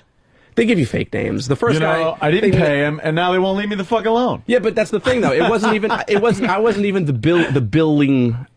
The person responsible for the billing, right? You know what I'm saying? But because my name is on it, they don't listen to me. These people, they threaten my credit. They go, well, if, we want your routing number, your checking account. And I'm like, no, I'm not giving you that. They go like, well, I just we'll gave it to a Nigerian. Shut up. And they all have Caribbean accents. And they go, well, I hope you like your credit rating because it's going to drop a lot because we'll ruin your credit if you don't pay us. And I was like, try it. How much do you owe them? They say I owe them like $180. $180? But it's not even me. Like, first of all, the person that was responsible for the billing, like, they took care of this a year ago. Money was paid. Like, there were records I could find. And then they just call you again 2 years later or a year later with the Did you same give me show. your social security number? Of course. I mean, I have to. Then they No, can mess up kidding. your credit. No, when you filled out the application, no.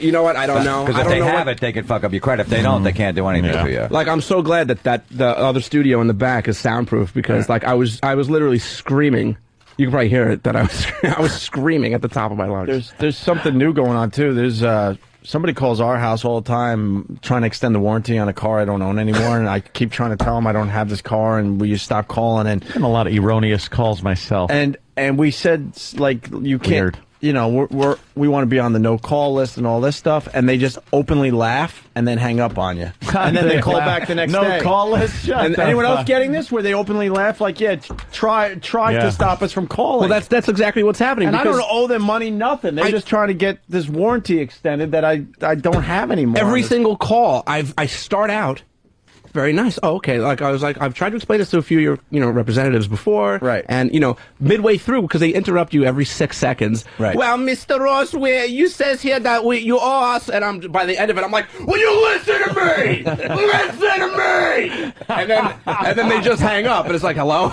and they're not there anymore. This is 10 times. Like I'm not exaggerating. 10 times in the last 5 days. You want to bring a suit against him for harassment? I would love to. Yeah, start taping. I would love to. But the new thing is they now laugh at you because they know there's nothing we could do. I had a problem with some firm. I think it was like a sprinkler company or some shit, and I owed them about $250. And they hadn't sent me bill. I always, whenever I get my bills, I fucking pay them. So I finally got a bill and paid the fucking thing. And then I get another bill from them for $250, and I think it's a new bill, so I just fucking fill out a check and send it out. Yeah. So I paid them a couple of times, and then I get a collection agency calling me up saying I owe them $250. It's a sprinkler company. And I go, I paid them. And the guy was so condescending on the phone. Yes, Mr. Cumia, we hear that a lot. We paid. The fact of the matter is, their records show, if you could show proof that you paid them, then we'd be happy to. But as of now, you didn't pay them. And I'm like, motherfucker, I think I paid him twice, is what I said. And then I went back and all my bank statements, found the checks, faxed them right over to him, and he called up, and he wouldn't even apologize or anything. He goes, I'll send these right off to the company, because obviously it was an error on their part. Like, he wouldn't even fucking take it. Everybody is an N-word. Everyone's an N-word when you are being called by those people. That's it. It's always someone who's been in the country like 6 seconds. Yeah. Or not even, because a lot of times these places will outsource their call centers. This one lady I got on the phone, I did some research on the company because I want to know who's harassing me. So I find that they have call centers in Jamaica and Panama. Of course. So I get a Caribbean accent on the phone, and I'm like, where you call me from, Jamaica? And she goes, why? Because I have a Caribbean accent? I'm like, yes. Yes. Yes. Yes. Damn, it must suck to get Danny on the phone. Dude, I get it. I mean, I used to work at call centers, not for collections or anything, but I know how difficult it can be. So I get it. Like, and I try to have patience with these people, but they just refuse to listen. Right. Fuck them. You know? Hey, the warranty thing is a popular one. Crotch Critter, what's going on? Hey, Opie, dude, I feel for you, man. I get those calls all the time. This is your second notice that your car warranty is about to expire. Oh, I'm up to the final notice, and the final notice phone call has been going on for 6 months. So it's not that final. Scam. I don't even own my car. My car's in my wife's name. And as soon as I find out that it's not my name they're calling about, dude, it's nothing but cunts and donkey fuckers and everything. But they laugh because I say, look, I'm going to report you. I'm going to put you on the no call. And they just laugh and hang up like there's nothing you could do to me. I'm going to try to hook something up where I can record. Thank you, Iraq. I'm going to record. You all right? Yeah. Yeah? Ghosts? You're going to? No, every call. No, stop it. You're going to invent something like that? You're a madman for even thinking of the concept. Record a phone call? You're going to put that little cup thing on the suction cup on your phone? I was waiting so much. I was waiting for you to come out with that so I could just bash you with it. And then you froze. I'm going to come up with... No, not come up with. And then you're like a guy from The Happening, ready to kill yourself. No, I wasn't. I wasn't coming up with it. I mean, I'm gonna hook it up because I have one that I bought a long time ago, which is supposed to record into your laptop,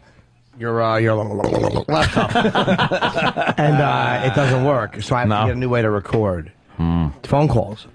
It's very easy. Hey, Go to Radio Shack, man. Radio $80. They're old cassette ones. You put it in, you hook it right up to your phone, and you just transfer it from cassette to CD. That's what we do for those telemarketer CDs. We do. We still do it. Old school. But are they good with the cordless phone or no? No, you have a wire one. Yeah. Hey, speaking of phones, I was watching King of Comedy over the weekend for the 25th time probably. Yeah. And they tried to trace the call. Why in the old days it took so long to trace a call? Do you know anything about this? I don't know. I think it was for drama purposes. And they always would hang up one number at a time. It's like, we almost got it. They always almost have it. They always would run in the room and go, damn it, we he almost knew. had it. Like the number somewhere on a screen somewhere is coming up like a slot machine. Yeah, there's one. There's another number. We have an area code. What's the logic in I'll that? tell you exactly why. Because it was sent out, pings were sent out. Here you start laughing too. Jimmy, you fucking idiot. Just fucking pings. I had a good idea, too.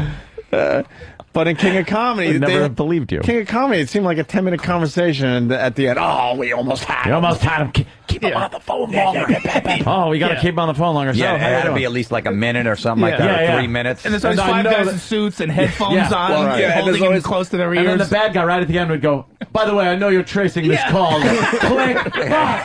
We almost Damn it. And there's always the guy that gives the signal, like, it's him, listen. And so he picks up the phone really slow, like it's not going to make a sound. He's not going to hear the click, click. I always tried to pick up the extension in my house when, like, my brother was on the phone, eavesdropping on what he's listening to. Yeah. It'd be Never worked. click, click. Hang up the fucking phone, you asshole. Like, oh, shit. Fuck, it works in the movies. Yeah, but the dummy making the call doesn't hear 10 people, picking up their Point at the guy that receivers. hits the big reel-to-reel recorder. Right. Yeah, the villain always knows exactly how long to stay on the phone. He should be the guy tracing the call. Anyway, don't insult me by trying to record this phone call. Just a dumb thing I saw during King of Comedy. And the old school shot of Times Square. Holy crap. That's Everyone always forgot. entertaining to look at. Everyone the old, forgot like, what Times that place Square. used to look like. Just They a seen it in an old shithole. movie. Right at the Paramount building. The main shot that everyone knows. The old buses, the old Times Square. Coca-Cola sign, the chock full of nuts sign, the Panasonic sign. There was the porn theater. Yeah. Now we got Theaters. Applebee's and Chevys. Yep. Yeah. Well, now it's The Disney Fridays. store. Yeah. They like to say that now it's Disneyland. I know. Aw. Whatever happened to the good old days? You can go watch a movie, fucking poke your dick through a hole in the wall, no one knows nothing. Me and Jim were in a booth one time in Times Square, and we were next to each other, and the window came up. That little window, you can, put your hand through and grab them and finger them or whatever. Yeah. So we're right next to each other, and there's a mirror across the way, so you can kind of see the person. So I did my business, and I came right away, And right? it must be made so you could see, like, the chick's ass, too, and shit if she's turned around. Yeah, she puts it right up to the window, and you can grab it. You throw $5 or whatever. So I finished first. So I'm standing in the booth. I'm like, I'll just stay in here, and I could see Jim through the mirror, and he's like, yeah, back up, and she's like, what? He's like, back up, and I'm looking like that, and all of a sudden, and she backs her ass up to like about an inch away from the opening, and you just see Jim's tongue come out, and go, and stick it right in her ass, and she jumps. She's like, whoa, easy. Holy shit, Jimmy. I saw little Jim's egg head come out of that little thing with his tongue and just stick it right in Like her a ass. baby bird looking to eat. I think that was on 54th and Broadway. That's where that was. You can see the Lion King there now. Oh, wow, is that funny? Dude, do you know what fucking fingers and other shit have been in her ass? Whatever. During the day, she's... What are you, a communist? Exactly. What's the matter Okay. with you? What am I supposed to not Sorry. be a fucking gentleman? Yeah, what are you? Gentleman. Sorry, I had a moment of clarity there. Yeah, it's fucking beautiful Silly fucking me. ass. Beautiful ass. Dude, I used to eat asses in that What are you, 54th. Lutheran? What's up? It was a 54th and Broadway, and you used to be able to touch their asses and through the window. And I ate a lot of asses in that place because it was just fucking face height with you. But why would you, like... Why wouldn't you? Weren't you, Question. weren't you scared of Badass. anything? No. Certainly wasn't. Yeah, and those boots are brutal because, you don't look down when you get in there because there's just loads all over the floor. You know what I mean? That's Quite the an key. I remember one time I was in a booth with a girl on the phone, and I was parking under a tree. I was probably in there for like 20 minutes. I couldn't get off for some reason. She's on the phone. I'm telling her what to do. Yeah. Finally, at least 20 minutes I'm in there. I'm like, all right, I pull my pants up. Get to leave, and my sneakers are like stuck to the floor. So I just said, you know what? Fuck this. I just untied them and walked out of my socks. I left them. I'm like, there's too many. The idea of then having to maybe untie and then tie your laces. There isn't some magic fucking cleansing shit from walking that gets that shit off your laces. So when you're tying your laces, it's just guy cum all over your fucking hands. That's why I don't even like walking around in the city and then you untie your shoes. It's like all that city gack is on your fucking laces. And then you have to put the laces in your mouth to get you moist. suck on them. To get them moist to put it through the hole Yeah. there, so you can retie your shoes. No, I just suck on my laces when I get home. Lick the fucking treads clean. It's like sucking on those honeysuckles when you were a kid. Delicious. Get a little treat. What's Jimmy doing? Paying his bills over there? No, I got it. What do you got? I got death videos. A fan sent me Faces of Death, which, wonderful. which a lot of these are fake. The original, yeah. Some of very them are real, fake. but a lot of them are fake. But it's on Blu-ray. The only real ones, and the one that fucking, but it's on Blu-ray. That doesn't matter. It's like fucking. It's like taking a high definition camcorder and taping an episode of fucking My Mother the Car off the TV. You can then say, "Look, it's in high def." Right, yeah. I got taped it off a high def camera, but the original, master is shit. Well, thank you to the guy who sent it. No, because he's a cunt. He really is. I mean, what am I supposed to say? Hey, thanks for nothing, you bag of shit. Either send the entire box set or don't waste everyone's time. No, thank you, man. You know what? You know what I didn't like about Faces of Death that creeped me out. No, that men was sucking each other's cocks. Yes, That's what I hated. Yes, that was kind of the first thing you saw that was really grotesque, and the initial desensitizing of seeing dead things and stuff. It was, I think it was, I forgot which airline it was, PSA or one of those, that crashed in California, and they showed body parts on the roofs of houses and shit and in the streets. Yeah. And that fucked me up because I knew that was real because it was news footage and stuff. And that I couldn't even watch. But the monkey brain thing I knew was fake. And the fucking electrocution is fake. Yeah, that's fake. The guy getting eaten by the fucking lion or something, and it's filmed by another car, and then it turns into a 3-camera Desi Arnaz shoot from one car. It's like, get the fuck out of here. How about the one, I don't think it's in part one, where the guy is, I told you, the guy is trapped between the subway platform and the train, and he's alive. But as soon as they move the subway car, he's going to die? Yeah, they don't show them moving it, but he's kind of like propped up on his elbow. He's got to be embarrassed. And there's like a 3-inch He's just kind of like, hey, how you doing? Yeah, it kind of looks almost effeminate. Hello. Right. And there's paramedics there, and I think they have like an oxygen mask over his face, and they're keeping him there because they're bringing down his wife or somebody to say goodbye, because as soon as they move the subway car... That's like Signs. He's but it's real footage, and he's his body's all twisted up like a tourniquet. They couldn't have possibly just pulled the subway away and let him spin like a top as the fucking thing pulls out. Well, you wouldn't spin; you just would bleed out. I mean, I would think they would take some type of pneumatic devices, put it in there, and push the train away and pull him out. Well, that's what they do. Oh, they don't drive the subway away. That's what I assumed you were talking about. Oh, no, How silly would that be to see him just going, whoa, as he's spinning. It's like, he'll be all right. His pelvis is coming out his asshole. No, no. That's what the train is stopped. They probably push it away from the platform. Yeah, that's what I would When think. they push it away, the tourniquet action that, like, because you're twisted up. Yeah, all the blood pressure goes out of your head and upper body, and you're just dead. Just drained. Can we look that up, Danny? Why don't they just put tight pants on him beforehand? I don't know, a belt perhaps? Yeah, a Did he belt. live like that? And he set up a little living room around the subway? Give him a hat. Oh, really? I'm fine. Yeah. Just don't move the train. Yes. Right, just ruin it for everybody else so you can live your life. I bet they don't do that. Probably not. It'd be so hard to keep the area clean. Inconvenient. I want to Right, see. enough of the Benny Hill We music. got it. We're going to do 45 minutes, an entire episode in real time. I just noticed something. We got Jim Florentine and Don Jameson in studio. Look how polite they are. They got their food and they just are waiting to eat it. What? I'm part of that. We all just eat live on the show. Well, we'll take a break though. It's not because of that. I got an egg white omelet. Oh, okay. Yeah. So I'm still deciding if I'm going to eat it or not. Long day to pick the egg white omelet. Because as soon as you put it in your mouth, right? Of course. I already looked at it. There's little chunky. Oh, shit. No, that's bad. I see some clear stuff on the top. Yeah, well. And Kenny picked it up, so who knows what he did with fucking hairs. Probably put his ghoulish little penis. Oh. I think Kenny has like a 5.5 inch dick. That's my Really? You opinion. think it's a little below Tops. average? Awful. Probably Nah, thin. I think it's big. Really? Yeah. Yeah, like a club. He's a big guy, though. I know. That's why I think he wears tighty whities, and I think he has maybe 5 3/4, fairly thin. I was able to sire children. Yeah. Right. What about the nips? I see him with big areolas. Kenny? Yeah. Ah, big like baloney type tits. Yeah. Big areolas. Big Gotta see him at the gym. Yeah. Knuckle nipples. Yeah. Good news, the Dow's only down 200 in the first call. Oh, great. Well, and this DHL thing is ruining a little town called Wilmington. So that's where they're all out of. I don't live there. They say it's destroying the town. Destroying. 7,000 people from one town being laid off. My town's number one export is Jews, so it doesn't matter to me. I don't care.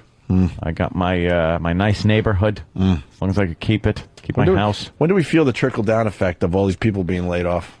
Where you're dodging bricks and muggers in the street because they need It's going to get ugly, yeah. Because they need to, and feed their families and themselves. They're cutting the budget here in New York City so bad. But Bloomberg says, no, we don't want it to go back to like the 70s where everything, the infrastructure pretty much was just crumbling. It's like, well, have you ever played Sim City? Or any of those games? The second you start pulling away the maintenance people and the lower echelon, things go to that's when shit. things start going to shit. Right. All of a sudden, I realized I was playing Sim City, and then I'm running out of money and shit, and everything was going good. I'm like, I'm the best city maker ever. And then I had to pull back on a few things, and then I noticed half my city's on fire. Yeah. And then there's a riot on another side, and I don't have cops to send them there because I cut that. That game is very realistic. It really is. What's going to happen? It's like in a lot of towns and cities You could take across away America. the word. Sim Amusement Park was the same thing. I'm like, why do I need people there sweeping? Right. I have too many sweepers. I'm going to take them away. And then papers started gathering on the sidewalks, and then the customers walking around going, with the little thing over their head going, "Rah, rah, rah, rah, rah." They're grumbling, and it says, your park is dirty. So they weren't happy even when they're going on the ride. So then the happiness level goes down, and now people aren't showing up, and now you can't pay for maintenance on your machines, and then they're flying off the roller coasters. So you have to keep sweeping. That's what we learned today. Keep fucking sweeping. It all starts with the sweeping. We're so doomed as a society. It's going to get really. No, because I was just watching the footage of our president elect. He's the miracle maker. Well, wait for the miracles. He better. He's the Messiah. Now we wait for the miracles. You wanted the got it all job, figured and now out. you got it, motherfucker. Yeah. Good luck to you. He's on his little honeymoon period right now. Mm-hmm. It just Hey, the figures. White House. Yeah, the wife is like, wow, this is great. This is where the kids are going to stay. Yeah. Oh, this is where the Kennedy children stay. They're going to be in the same rooms and everything. It's like, yeah, great. It just figures It's gonna be nice. the worst time to Fix be this. the president of the United States, and finally the black guy gets in. Yeah, the scapegoat. Just Which he's going to be the scapegoat. They're pretty much saying it's the worst time to be the president. Yeah, it is. All right, well, you know what? Here you go. Everything There you is go. fucked. Right. There isn't one thing going well right now for this country. Economically, it stinks. We're still in a war. Yeah. The fucking we're at each other's throats. It's a horrible time to come in as president, and here he is. Hi, I'm your first black president. Oh, Ooh, boy. fuck. All right. There's going to be pitchforks and fucking torches out in front of the White House after like 2 months. Come on out here, boy! When do people realize that he can't change this shit anytime soon? March? When's the inauguration? He's already saying it. Yeah. He's the first day in. He's like, okay, I can't fix this They now. pulled his entire detailed agenda off of his website, which was there during his whole really? campaign, and just put the vagaries that he usually, hey, prosperity, happiness, Blah, blah, blah, blah. great blah. hope. We've got a lot of Blah, hope blah, here. Blah, blah, blah. Yeah. All right, we're going to take a quick break so these guys could think Eat about their eating cum. their omelets. Enjoy your cum. At least I'll put omelet. ketchup on it, so it won't be as bad. My hash browns look like they're from someone's ass. Hey, surprise. And when we get back, the broads out there, they're doing some stuff with their pubic area. Pubic fashion after the break. Can I answer a question? No! Somebody, you're right. What? Some fucking guy keeps texting me. Why? Fucking, he's like, when are you in Atlantic City at the Borgata? I said January 16th, 17th. God.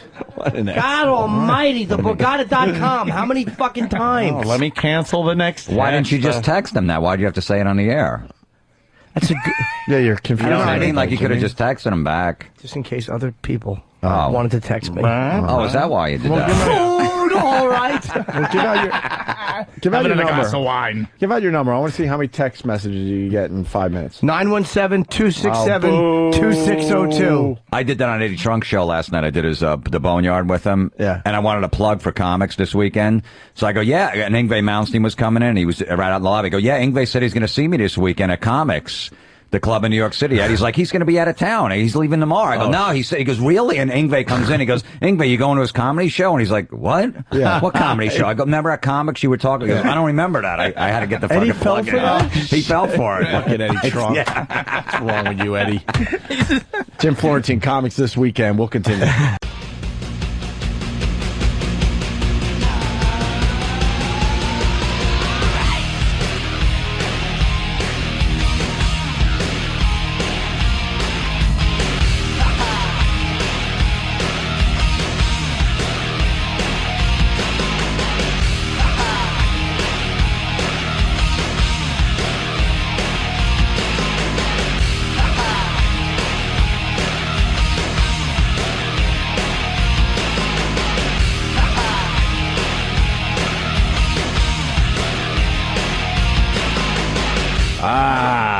Opie and Anthony, Jim Florentine, Don Jameson, Cathay Pacific. What is that about? We're talking about airlines, and my manager, Jonathan, the fucking arms dealer, has flown everywhere in the world, and he gets upgraded a lot because he has so many miles. He's just a weirdo who travels alone. And he said the best planes, the most luxurious ones are Cathay Pacific. Really? We're a Cathay Pacific. But he also told us a story where he's on planes with animals. He's doing the little jumps. He's flown everywhere. Yeah. If you knew the fucking people that he introduced to Fidel Castro in Cuba, he's fucking Jonathan. We got to get him on the show. He's a fucking very interesting. Hyman Roth. Yes, I'm an old Jew. Take the cake, show everybody, and then give everyone a slice. What's wrong with you? He's been fucking everywhere, dude. All right, we're gonna go. We're bigger than U.S. Steel. You know what he does too? He's fucking Jonathan. You ever see his scrapbooks? He does scrapbooks. He's like a giant child. This is the guy who handles my career. He showed me at his apartment his scrapbooks, but they're like probably about 1.5 feet high and 1 foot wide. They're like giant, construction paper scrapbooks. Tape matchbooks in them from other countries. And it's like I've never had the urge to rip something as badly. Like one of the matches books on fire. That's holding burn. One of the matches books? One matches books. I always like to pluralize the wrong part. And I always ask him, did you get laid over there? He's like, that wasn't what the trip was about. I'm like, well, why go? I know. That's what every trip's about. You know what I mean? Why go? What do you want to do? Just show that massive scrotum off in a fucking... What does he got? A big scrotum? Dude, it's fucking big bag. It's like a water balloon. Whatever he has in the front. Does he have a problem? It's fucking. His dick has Down syndrome.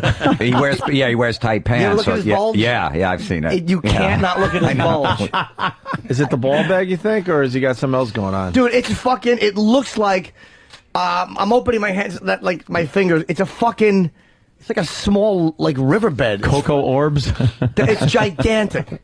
I don't know if that's his dick or his bag. It's fucking awful. I think it's his bag. Maybe he's got big balls. Because Jim was Jim's manager first, and I was going to meet with him. He goes, "You got to check out his package." And the first time I'm meeting a fucking guy in Hollywood, I'm just staring at his package. Because I knew fucking Jim. He's like, "What's your plan for your career?" I'm like, "I don't know." I'm just fucking I'm being hypnotized by your balls. I'm trying to text Jim. I'm like, "It's fucking huge." Under the table. We used to know this comic named Paul Veneer. Remember Paul Veneer? Yeah. He does a music parody act and stuff, a lot of crowd work. And we knew Paul for years, but his fucking package, it's all we could look at. We couldn't stop staring at it. As soon as we were done with our sets opening for him, we'd try to sit in the front and just stare at his package and just giggle. He thought we were laughing at his jokes. Well, he was a funny dude, but that package, it's all we could look at. And we'd always ask him, you got to tell us how fucking big it is. And he was like, yeah, all uncomfortable. Come on, fellas. Yeah. No guy wants the openers to ask that question. No. What is it, the pants? What do you think it is? The I don't pants know. that does that? I don't. Is it how you position? What am I doing right now? I'm doing like I'm doing the split on the seam with the balls right down the middle, when you right? sit. Yeah, Yeah. and then the up and a little to my left kind of a thing. It's comfortable. Some guys, though, you look over and both balls are on one side, and that'll fuck it up. That'll make it look like, wow, what's going on over there? Yeah, it looks like the movie Twins, Schwarzenegger and DeVito. Yeah, and then on the other side, like a mac and cheese noodle, like a Rolling Stones just kind of, yeah, over to that side. All right. I don't know. Speaking of packages, the girls are doing some fun stuff. Image is everything in Southern California, and everyone always wants to look their best, even if it's a body area that only a precious few will ever see. Lou Parker live at one salon where they, let's see, they style hair down there. How's that? Yeah, guys, this is an interesting... Nice, sexy laugh she's got there. Hair down there. Clever. Down there, on the feet, on toe knuckles. Yeah, guys, this is an interesting one. It's one of those ones we've been talking about for weeks now. We're tonight at Damone Roberts. It's a salon in Beverly Hills. Right. We're at Damone Roberts. Isn't this great? Where'd you get that pussy? Out of the hamper?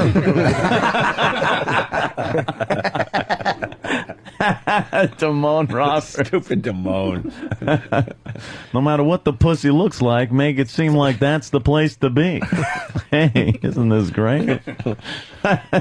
What tickets were it? Cheap Trick and... I was selling those, and then Earth, Wind, and Fire. Earth, Wind, and Fire, and Little Brother. Little Brother, right. Hey, he's a great-looking kid. Damone was great in that. What an ass. At Damone Roberts. It's a salon in Beverly Hills, really nice. And they carry this product. It's called Betty Beauty. And basically, Betty, if you don't know what that is, and I'm not going to tell you, I'm just going to show you. It's for that area right there, because we are on the news. The woman who created this said she wanted to call it Betty. She wanted it to have sort of an old Hollywood theme, sort of like Ava Gardner, Betty. And it has become wildly popular. So tonight, on this Friday night, we are getting our Betties ready. That sounds so unsexy. Hopefully you'll have sex with a guy named Mercury, Freddy. Betty.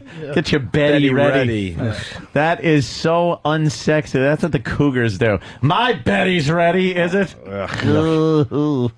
Looks like a fucking punched mouth with a fucking a scrappy little with beard. no teeth. Like Betty Davis after the stroke. My Betty's ready. It's drooling.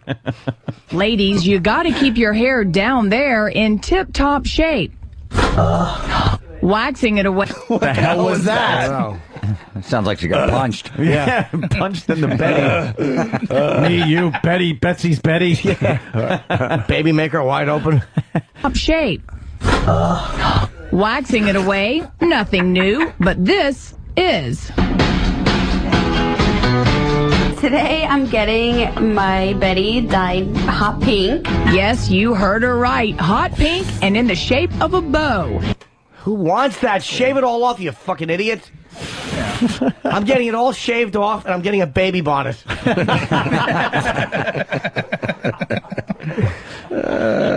That's fucking enraging. Oh, her Betty. Yeah. That is a horrible fucking term for that. It's just, that might have been good in World War II. What's wrong with the names we got? That's right. What's some of those Pussy. names for the cut? Cut. Beef curtain. Yeah. Hole. Pleasure divot. Whale's eye. Arby sandwich. Arby sandwich. Nice. Dina Zelioni is one of many women who are daring to spice up their bikini line, and Damone Roberts Salon in Beverly Hills is giving them the opportunity. It is like having a secret. A special secret. Only your rapist knows. Yeah. A special secret. Yeah, she has it shaved into the shape of a mace can. Yuck. The process is pretty simple. A quick application of bleaching cream to prep the hair. Then 20 minutes later, it's time for color. And girls, we've got choices. Blue, auburn, purple, hot pink, blonde, and even red and green, just in time for the holidays. It's also really good for a woman who is older and have a gray hair. So we can use brown and black because nobody wants to see gray hair down there. Oh, they're dying gray snatches. Oh God. Ugh. Just shave it. Those hairs are like Brillo. Big coarse grays. What do you think? Dyeing it pink is going to fucking help? I thought they said time for the colored. No, the colors. Oh, the colors. Yes. Well, imagine if a colored one had gray hair because it's already coarse enough. Yeah, it would just... It's brutal. Be like kissing Mother Jefferson.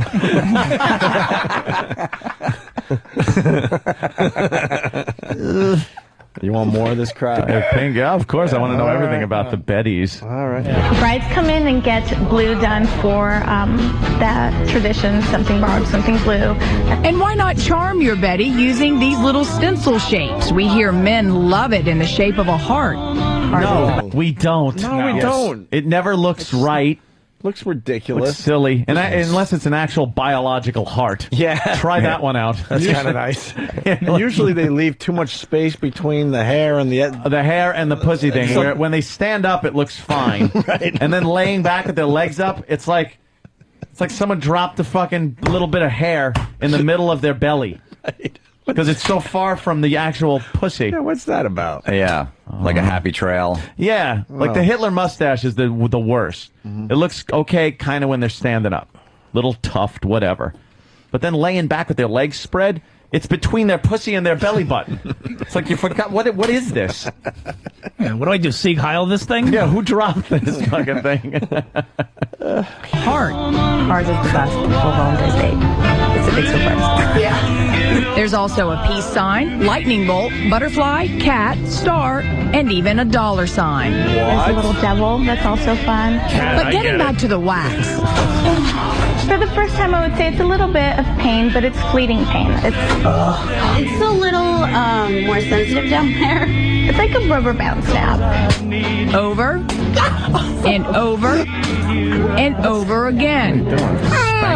But Dina doesn't seem to mind. She wants a beautiful Betty no matter what. And in the end, she says it makes you feel, well, a little clean, a little dirty. Yeah. Yeah. Should have fucking, they would have it shaved in the shape of a tuna can. You want to feel dirty? Take it up the shitter. Yeah. I'm going to shave my Bartholomew. I'll show them. Right. Like, give it a nice, sexy name. This is a dumb Sex in the City segment. 2008, exactly. Stupid Sex in the City crap. Made every old bitch think they're going out there and scoring. Right. What do you mean? Stop it already. It's the news. Yeah, It's the some news. stupid Sex in the City. You know, they're doing another fucking Sex in the City movie. Culture. Yeah, because it did so well that they're making another one. I actually have the plot for I actually have gotten the Oh, script. Yep. Jimmy, do tell. Sarah Jessica Parker in the opening scene is in a doctor's office because she thinks she's pregnant. Ooh, nice. But he says, I've got some bad news. Oh, no. You have rectal cancer. Oh, right. Jiminy Cricket, that doesn't sound good. Yes, they actually cut her asshole out, and the whole rest of the film is her learning to shit without an asshole. And her friends are only in the second scene. They go to the hospital, and she gives them all the creeps, and they leave. Yeah, she's got like the Louis Vuitton colostomy bag. And a big bow on her wig because she has no hair left. She's eating out a bag of oats. That's the plot of the new one. Yeah, okay. I'd go see that. That I'll see. Of course. What's her Betty look like? Yeah. I don't know. You can't see it because there's a black orderly on her at all times. Every time she wants to eat, he fucks her while he pushes Jello into her mouth. Busta Rhymes is playing the orderly. And he punches. You got to bring in the black audience, right? Now I'm watching that. That's like the slapstick comedy part. Yeah. He fucking punches her right in that fucking Clydesdale face. Climbs on and fucks her and pushes fucking green jelly in her mouth. Dice has a funny bit about Sarah Jessica Parker. She goes, she's been fucked so many times, but pussy looks like Rocky's eye. Oh! Keith Olbermann fans? Oh, he's terrific. I can't get enough of this That guy really tells it like it is. He just signed a new deal, and I'm glad. So, it gives us more time to make fun of this douche. He really is. I didn't even mind him that much until he came out against Imus after the fact. And then David Schuster. After the fact. He's a lunk-headed cunt. He had to tell his audience that behind the scenes he was telling everybody this isn't right. Yeah. And our whole point was, you have a fucking national show. Why don't you go on your show in the middle of this controversy and tell people it's not right? Oh, yeah, but he was bragging after the fact. Oh, I was one of those guys behind closed doors saying we need to fire this guy. To Jesse Jackson, he was groveling. That fucking douchebag Jesse Jackson. It was sickening. Sickening. Well, he did a thing on the gay marriage thing that got shot down in California. Yeah. And, wasn't he updating, like, scores a few weeks ago?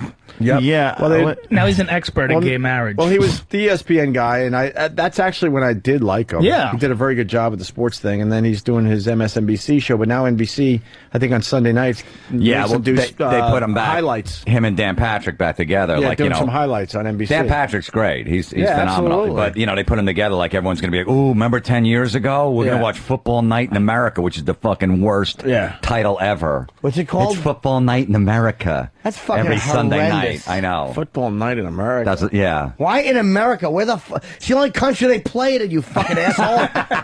That name's as bad as Special Delivery with Sam and Dave. Football Night in America. Excuse me? No, but it really is the name of a show. Oh, okay. Can you take that back? Our own Sam doing a show with Eastside Dave, and their show is called Special Delivery with Sam and Dave. Why would you plug that? Because it's our boy Sam. Who cares? Exactly. Sam, the name That stinks. hair. Name stinks. Enough already. I want to put a fucking football helmet face mask through that. I think the name Sam and Dave was taken. Oh, you didn't want to get sued by Sam and Dave? What are they doing these days? Somebody who knows them. What did probably. they ever do? What was their hit song? I don't even remember. Hold on, I'm coming. I'm a soul man. If their name's really Sam and Dave, you could say Sam and Dave. The Sam and Dave show. Why don't you call it Sam and Dave on your radio dial? The real name. It's a wrestling thing. You like the wrestling. It's not like the Coke and Pepsi show. But we don't want to name it the Sam and Dave show. We would want to name it Sam and Dave. So now, because the blank show, I don't know. We didn't want to put the show in it. So now it's like the Opie and Anthony show, right? Yeah. Well, stupid and lame and No. The thing is, the fucking tools. Yeah, sorry about that. It's been done so well. Show. It's been done so well by you guys and by the Rod and Fez show. I got you now. Yeah. All right. Get lost. All right. Scream. Well, Keith Olbermann's talking about the gay marriage thing. thing. Really leave or not? It was all awkward. Yeah. Football Night in America. Yeah. It's just how he talks about subjects that just drive me nuts. You want to hear Keith Olbermann talk about the gay marriage thing? Yes. All right. This isn't about yelling, and this isn't about politics, and this isn't really just about Prop 8. And I don't have a personal investment in this. I'm not gay. I had to strain to think of one member of even my very extended family who is. We get it. I have no personal stories of close friends. What a fucking insecure not nut. gay. Thank you, Jimmy. He had to have this fucking preamble before he Because he didn't want people to think, why would he, defend this? What is he hiding, huh? He doesn't tell fag. Right. He doesn't tell people he's not black when he's talking about black issues. Yeah. What a fucking jerk off. Just be secure with who you are, you douche. You really That's like a comic when they go, I love my wife, but stop with that. Just fucking come out and say it. Yeah. And call her what you're going to call her. Ladies, nothing against you guys, but stop. Yeah. That's a good Excellent point. Stop fucking prefacing it, you faggots. Just say it. Yeah, well, this is what Keith's doing today. Family who is. I have no personal stories of close friends or colleagues fighting prejudice that still pervades their lives. And yet, to me, this vote is horrible. Horrible. Because this isn't about yelling, and this isn't about politics. This is about the human heart. And if that sounds corny, the human asshole so be it. and human penis meeting each other. Yes, it's the human heart. The human heart. Horrible. If it sounds corny. Horrible. Yeah, it does. It does. It sounds douchey. It's worse than corny. does. You're a douchebag. Yeah. That sounds corny. So be it. Shut up. Wait till we get to the Ember of Love line. He didn't say that. The member of love. Right. What is it to you In a time of impermanence and fly-by-night relationships, these people over here want the same chance at permanence and happiness that is your option. They don't want to deny you yours. They don't want to take anything away from you. They want what you want, a chance to be a little less alone in the world. Have shitty-smelling dicks. Well, you think about it, don't we all? Yes. They want what you want, to blow a friend behind a dumpster while walking a small dog. They want what we all want. 6 transgendered partners a night. He's so dramatic. They want what we all want. Dad to not vomit when he looks at us. Alone in the world. Only now you are saying to them, no, you can't have it on these terms. Maybe something similar if they behave, if they don't cause too much trouble. You'll even give them all the same legal rights, even as you are taking away the legal right which they already had.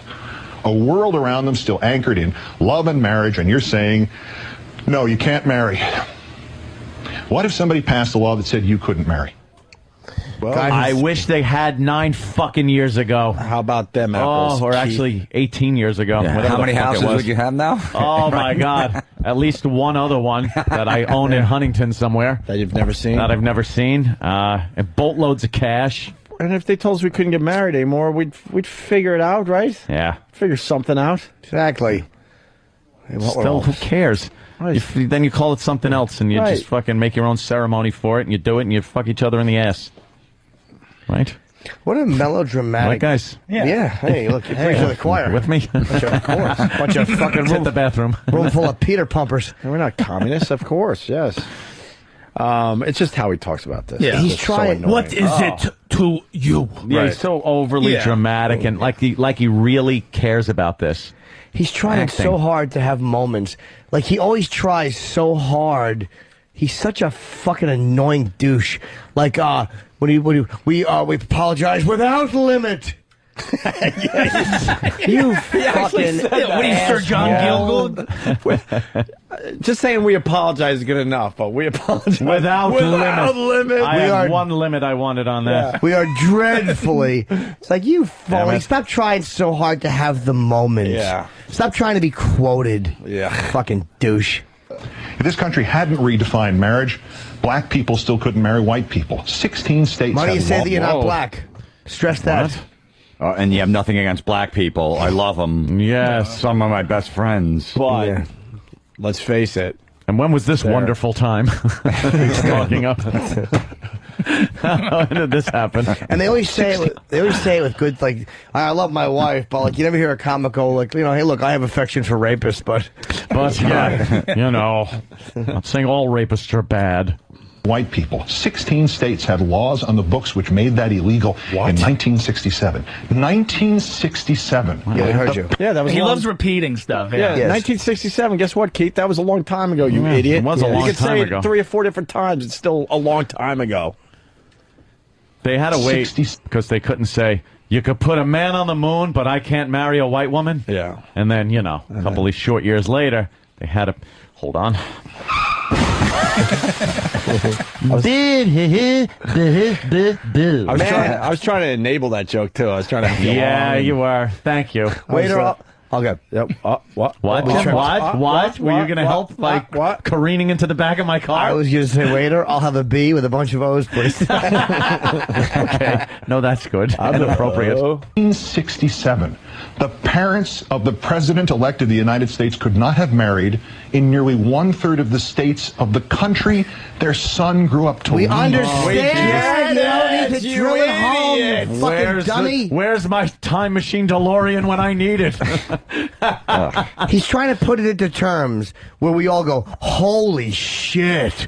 And it's not working, asshole. We get it. Do you understand what that means? We know. Yeah. Parents of the president-elect. Yeah, Bill Meanwhile, the father left after like 2 years. Yeah. Yeah, what's the exactly. difference? It doesn't He matter. left. Well, the difference was he, was able to get it in there.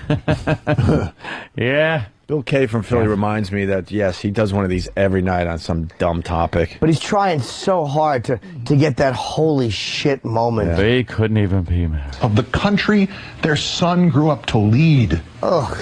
But it's worse than that. If this country had not redefined marriage, some black people still couldn't marry other black people. It is one of the most... Is this pussy boy getting close to crying over this? And first of all, he was talking about something 40 years. 40 years is a long fucking time, especially those 40 years. That was a lot of shit going on during that time period. That's a long 40 years. And now he's going back to where black people couldn't even marry each other. So now he's going back further. Right. How far back? Other black people. It is one of the most overlooked and cruelest parts of our sad history of slavery. Marriages were not legally recognized if the people were slaves. Since slaves were property, they could not be legally husband and wife. My riding lawnmower can't marry my rake.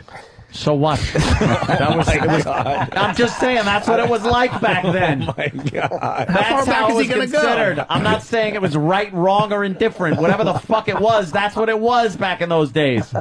Holy shit. Guys, talking in today's mentality. Whenever you take the fucking days of slavery and shit like that and try to relate it to today's mentality and intellect and how fucking worldly we're supposed to be, it comes off sounding ridiculous. But back then, they put him on fucking stumps, banged a gavel, and bid on him. And it wasn't people weren't going, this is horrible. I got $25. This is the worst thing I've ever done. Why am I doing this? $30. It was acceptable. It was what they did. Yeah, looking back, we understand. Looking back, you see how, it was. But yeah, they didn't allow slaves to be married. They're buying these people. Of course they're not going to let them get married. Right, that would ruin everything. Yes.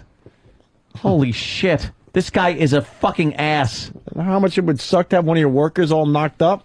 You see how it works in your workplace. Doesn't. The broad doesn't want to do anything for 9 months. And you can't fire her because, human resources gets involved. So you're stuck with a big, fat, pregnant woman bitching all day. Here's this is where... You want an AR on your ass. Continue. Jimmy gets them all.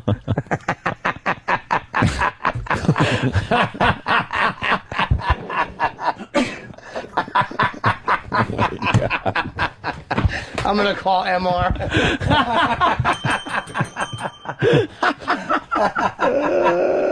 That's okay. Keeps us out of the jam. Nobody is asking you to embrace their expression of love. But don't you as human beings have to embrace that love? The world is barren enough. It is stacked against... Is he breaking up a little bit? Yes, that's what I'm saying. His voice. He's such a nerd, The this world's guy. barren enough. He's such a nerd. He sucks. Half of them just want to get married for the health insurance so they can take care of their fucking partner. It's something about love. Yeah. They're going to get AIDS eventually, so they need some fucking insurance. Just in case you get a dose of that. Yeah, you're going to need the insurance for the cocktail. They want the benefits. Yeah, they're fucking How ironic that is. They're colon shredded apart, and they need to go to a doctor. That's why they're doing it. It gets you sick and saves you. The old cocktail.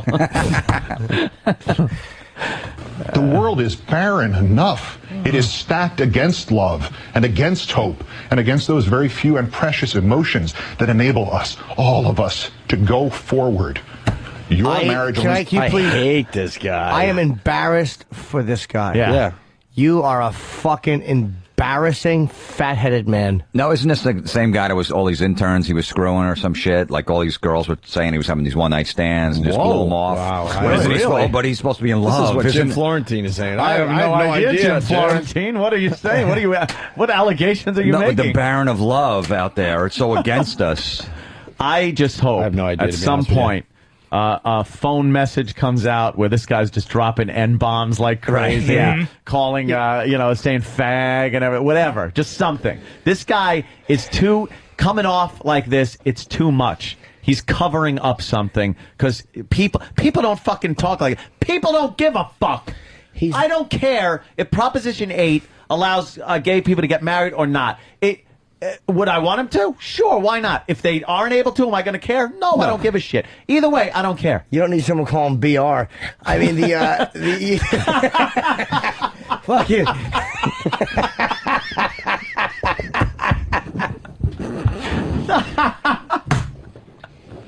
No, we don't. I think that was over.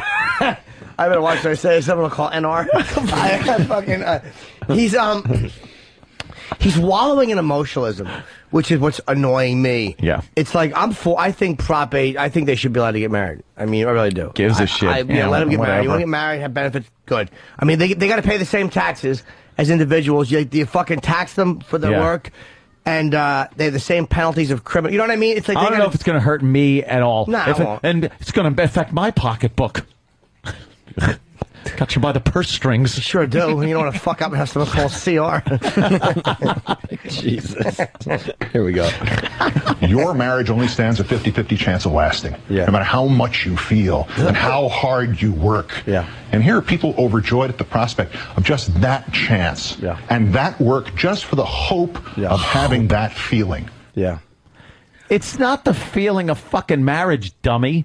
It's the feeling you get when you're fucking just with somebody you care about and you're shoving your dick in them. Right in that asshole. Wonderful. Yes. Fabulous. Fucking, it's just that feeling. They want to just, on Christmas morning, be able to give a pink sock to the one they love. Hanging pink stockings by the fireplace.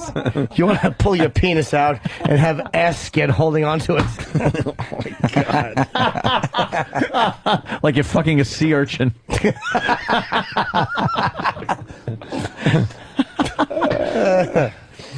Oh, this guy is just so fucking full of himself. Wait till you hear this last 30 seconds.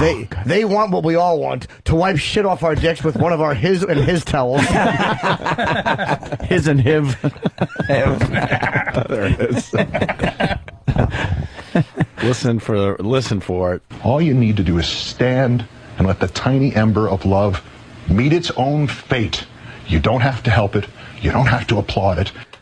You think he practiced that in his head? Yeah. Oh, he ran through this in front of a fucking mirror.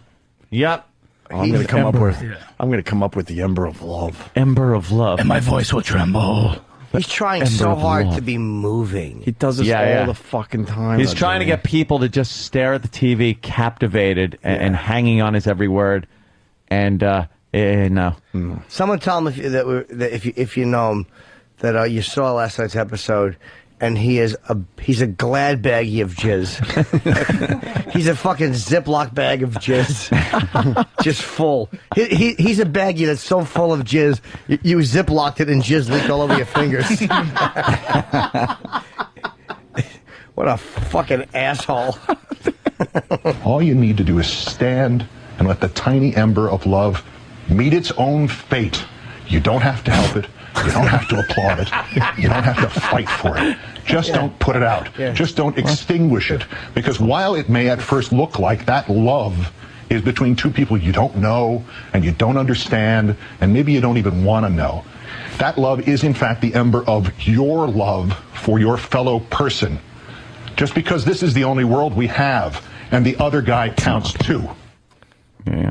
The other guy counts too. I mean, the other two guys count. Yeah. They count T cells. Two. Oh, fuck. What a... It's just like, I don't even want to hold this. It's embarrassing. That wavering in his voice, that whole thing. And even if it's people you don't know. But he practices his emotions got to come out. That wasn't Stop natural. it. He practices that delivery, that voice. He ought to talk that way about free speech and how it only applies to certain people. And if you're a radio DJ and you make a tasteless joke, you should be fired. And I'll suck Jesse Jackson's dick with 10%. I'll put it right in my mouth. Did he make your book, Jimmy? Keith Olbermann? Yeah. Fucking 8 pages on him. Seriously? Oh, nice. I smashed that. I can't wait to get to that part. Yeah, it's called Asshole Keith Olbermann. That's the Really? Yes. I attack him for his fucking... Oh, you rule. His dog shit on Imus, he's throwing David Schuster to the wolves. Yeah, I attack Your him. Steve Martin chapter was really good, too. Thank you. Really good. Yeah, he had to be fucking beaten for that shitty... Peter Sellers move. Fucking what a scumbag move. I can't believe no one's attacking Steve Martin for fucking stealing the Pink Panther and sucking. But he made the great point of, like, imagine a guy all of a sudden starts doing comedy in white suits and with the arrow in the head. He would be outraged. Yeah, he it would was lose like his fucking mind. I pointed out, I'm like, you wouldn't, like, because Steve Martin's like, I just wanted to see what I could bring to the role. It's like, you fucking asshole. If someone was running around with a white suit and an arrow through their head, you wouldn't be going, hey, what a great tribute to me. You'd be going, that guy's stealing my shit. And you'd be right. He would be stealing your shit. In a very feminine fashion, he would say that. Yes, he would, with his little thin mustache. The Yes. hamburger. The hamburger. How can you be a French accent for that long and not be funny? It was mind-boggling how they avoided anything that could have been humorous. Yeah. I couldn't believe that humor was avoided so successfully in that movie. It was fucking horrible. But they had Beyonce or whatever in there. Ah, yeah, she's sassy. She gets the She's sexy good. and the black. And I don't hate Beyonce. She's just an irrelevant. Whatever. She's the hot chick in the movie. I hate him for stealing the fucking role from Sellers. He stole a fucking role and ruined it. And it's a sickening thing. Same thing with the Out-of-Towners. Did the same thing. Ruined Jack Lemon's performance, which was brilliant. He's terrible. And he used to be great. The Jerk, all these funny movies. I forgot he did the Out-of-Towners. Holy Yeah. shit, good one, Doc. With Goldie Hawn. Father of the Bride. It's like, you fucking smug asshole. You are able to refuse roles. Why are you taking fucking shit that's been done before? Create something original. It's fucking annoying. So, Jim, what happens when he comes to the Comedy Cellar next week? He wants to start doing stand-up again. You'll be like, Steve, can I get a picture? Just one, Yeah, please? you'll have your little card out. Can you sign this? I know. Can you sign this business card? And you'll go home, get it friggin' copied at Kinko's. Can you sign it now? Not only will I do that. Are they going to do another Father of the Bride? Oh, fuck yeah. I'll bring a copy of the Pink Panther and say, dude, this what a home run. Can you sign this? No one said that I'm not an inconsistent fucking diaper full of shit. The best about your book, you just destroy Al Sharpton, and at the end of the chapter is a picture of Jimmy and Al Sharpton. Yep. But the captions under your pictures, you're not faking anything. No, not you at all. admit to a lot of stuff. I got a picture with the guy who stabbed him. Yeah, he's a big fan of the O&A show. fan. Yeah, And, I've seen him he's got a some few appearances. fucking thick meat hooks. I have a good photo of us. He came to the gig the fucking animation festival. Mike, his name is, and he was in the back. He's a nice dude. He fucked up and whatever. He did his time in jail, and he's like a normal dude. And we get a picture, and he's holding a copy of Happy Endings. So happy. Yeah. Fucking Hey, great taste. they're That's an already- angry gentleman. They're already Yeah. They're already previewing Pink Panther 2. I can't wait to see that. Unbelievable. The first one was so bad. It was so fucking bad. It's like, dude, you were one of the biggest stand-ups ever. How do you not know what fucking garbage that movie is? I saw some kind of trailer in the movie theater, and it was him as, Inspector Clouseau. Just fabulous, wonderful. And it was a turn your cell phone off kind of an announcement. It was cringe-inducing, where I had slumped down in my seat. It was so bad. Were you embarrassed? I couldn't look at the huge screen in front of me. It was that bad. And I was like, if one person, I hear a chuckle out of one person, I'm caving their head in. I'm just going over with my boot and caving their fucking skull in. Because there's nothing worse in the movies when you see something awful and then someone goes, oh, I want to see that. You just want to go, who is the idiot that said that? Who is the idiot that said that? Did anyone laugh? No. There wasn't even a chuckle. Was it supposed to be funny? Yeah. I guess. Please, Oh, can it's we supposed find to be that? great. We have that? I would Might be online. Oh, it's got to be hysterical. Can we get him doing Pink Panther voice? It's so fucking bad. He's doing the wild and crazy guy voice, pretty much, from SNL. With a little French. I am years ago, Inspector yeah. Clouseau. You fucking stink. WebEx.com. We're heading toward line of the day. WebEx. What's that about, Ant? You hold meetings online or whatever? So now Oh, yeah. Why go anywhere? I would love to use this with our meetings that we hold with our executives and our brass. We already told them no more meetings. Well, with WebEx, it'd be easy because all I would do is make a mock-up of me, cardboard, and I'd put my mouth on some kind of a motor, so it would go, make it look like I'm talking. Because the one guy doesn't listen anyway, so that's perfect. Yeah, because he doesn't listen. Perfect. And then I would just put myself in front of my webcam. Yeah. And they'd be like, wow, that Anthony had some good input. Mm-hmm. I wouldn't be saying anything. Yeah, let's get a headline going. Opie and Anthony refuse to do any more meetings. Only on but, WebEx. But we guarantee we will give you the best show possible every day. That's it. Don't need to know anything else. And, all right, I'm in. And if there is some... No meetings. This WebEx is for everybody else, not us. Sounds great for what meetings. If I want to go on WebEx? Oh, you could. You could maybe jump into an Apple meeting or something. Ooh. A Microsoft meeting. I What don't if know. you could use it for other things besides business? Of course you can. I'm not saying anything. I'm just wondering. What do you think? What do we got? If they got good enough quality to hold a meeting, of course you might be able can. to have a meeting. I don't think WebEx wants us to go, look, you want to see Snatch, WebEx.com is the place to go. Throw some WebEx. I think they just assume by getting the word out, video conferencing, Yes. wink, wink, hold meetings, wink, wink. It says make presentations. Make Hey, presentations. hey, how about I present you with this? Oh, no. What did Jimmy blast one off?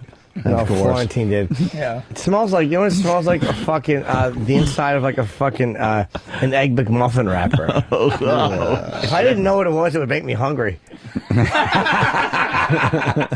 Check it out at webex.com. We got Jim Florentine playing comics here in New York Friday and Saturday. COMIXNY.com for info. We say you go see Jim Florentine. First time he's ever done our show. We've known him for like 10 years. No, I did it back. I did it a long time ago. Yeah. When me and Jim came on. Very early on. Yeah. Yeah. Do we and have Don any- Jameson? These guys are doing the show with Eddie Trunk on VH1, the metal show. Saturdays, 11 o'clock. Yep. And Jimmy's got a book signing in Staten Island, huh? Tomorrow night, 7 o'clock. It's on Richmond Avenue. Barnes & Noble. 2245. Thursday night in Rhode Island at 6 o'clock. Borders. At the Borders. I don't know which Borders it is. Providence Place. Thank you all. And January 16th, 17th, the Borgata and AC. Last year, those dates sold out very quickly, so. Nice. I don't know where I'm at with tickets. I have to check today. Well, the economy's weird, Jimmy. Yeah, but I think the shows will sell. I always do very well in AC. People have money to go there. They have money to Sacrifice show. food to go see Jimmy. It's worth it. Exactly. Yeah, definitely. Do we have any clips Yes. of the Pink Panther? We'll try to find those next.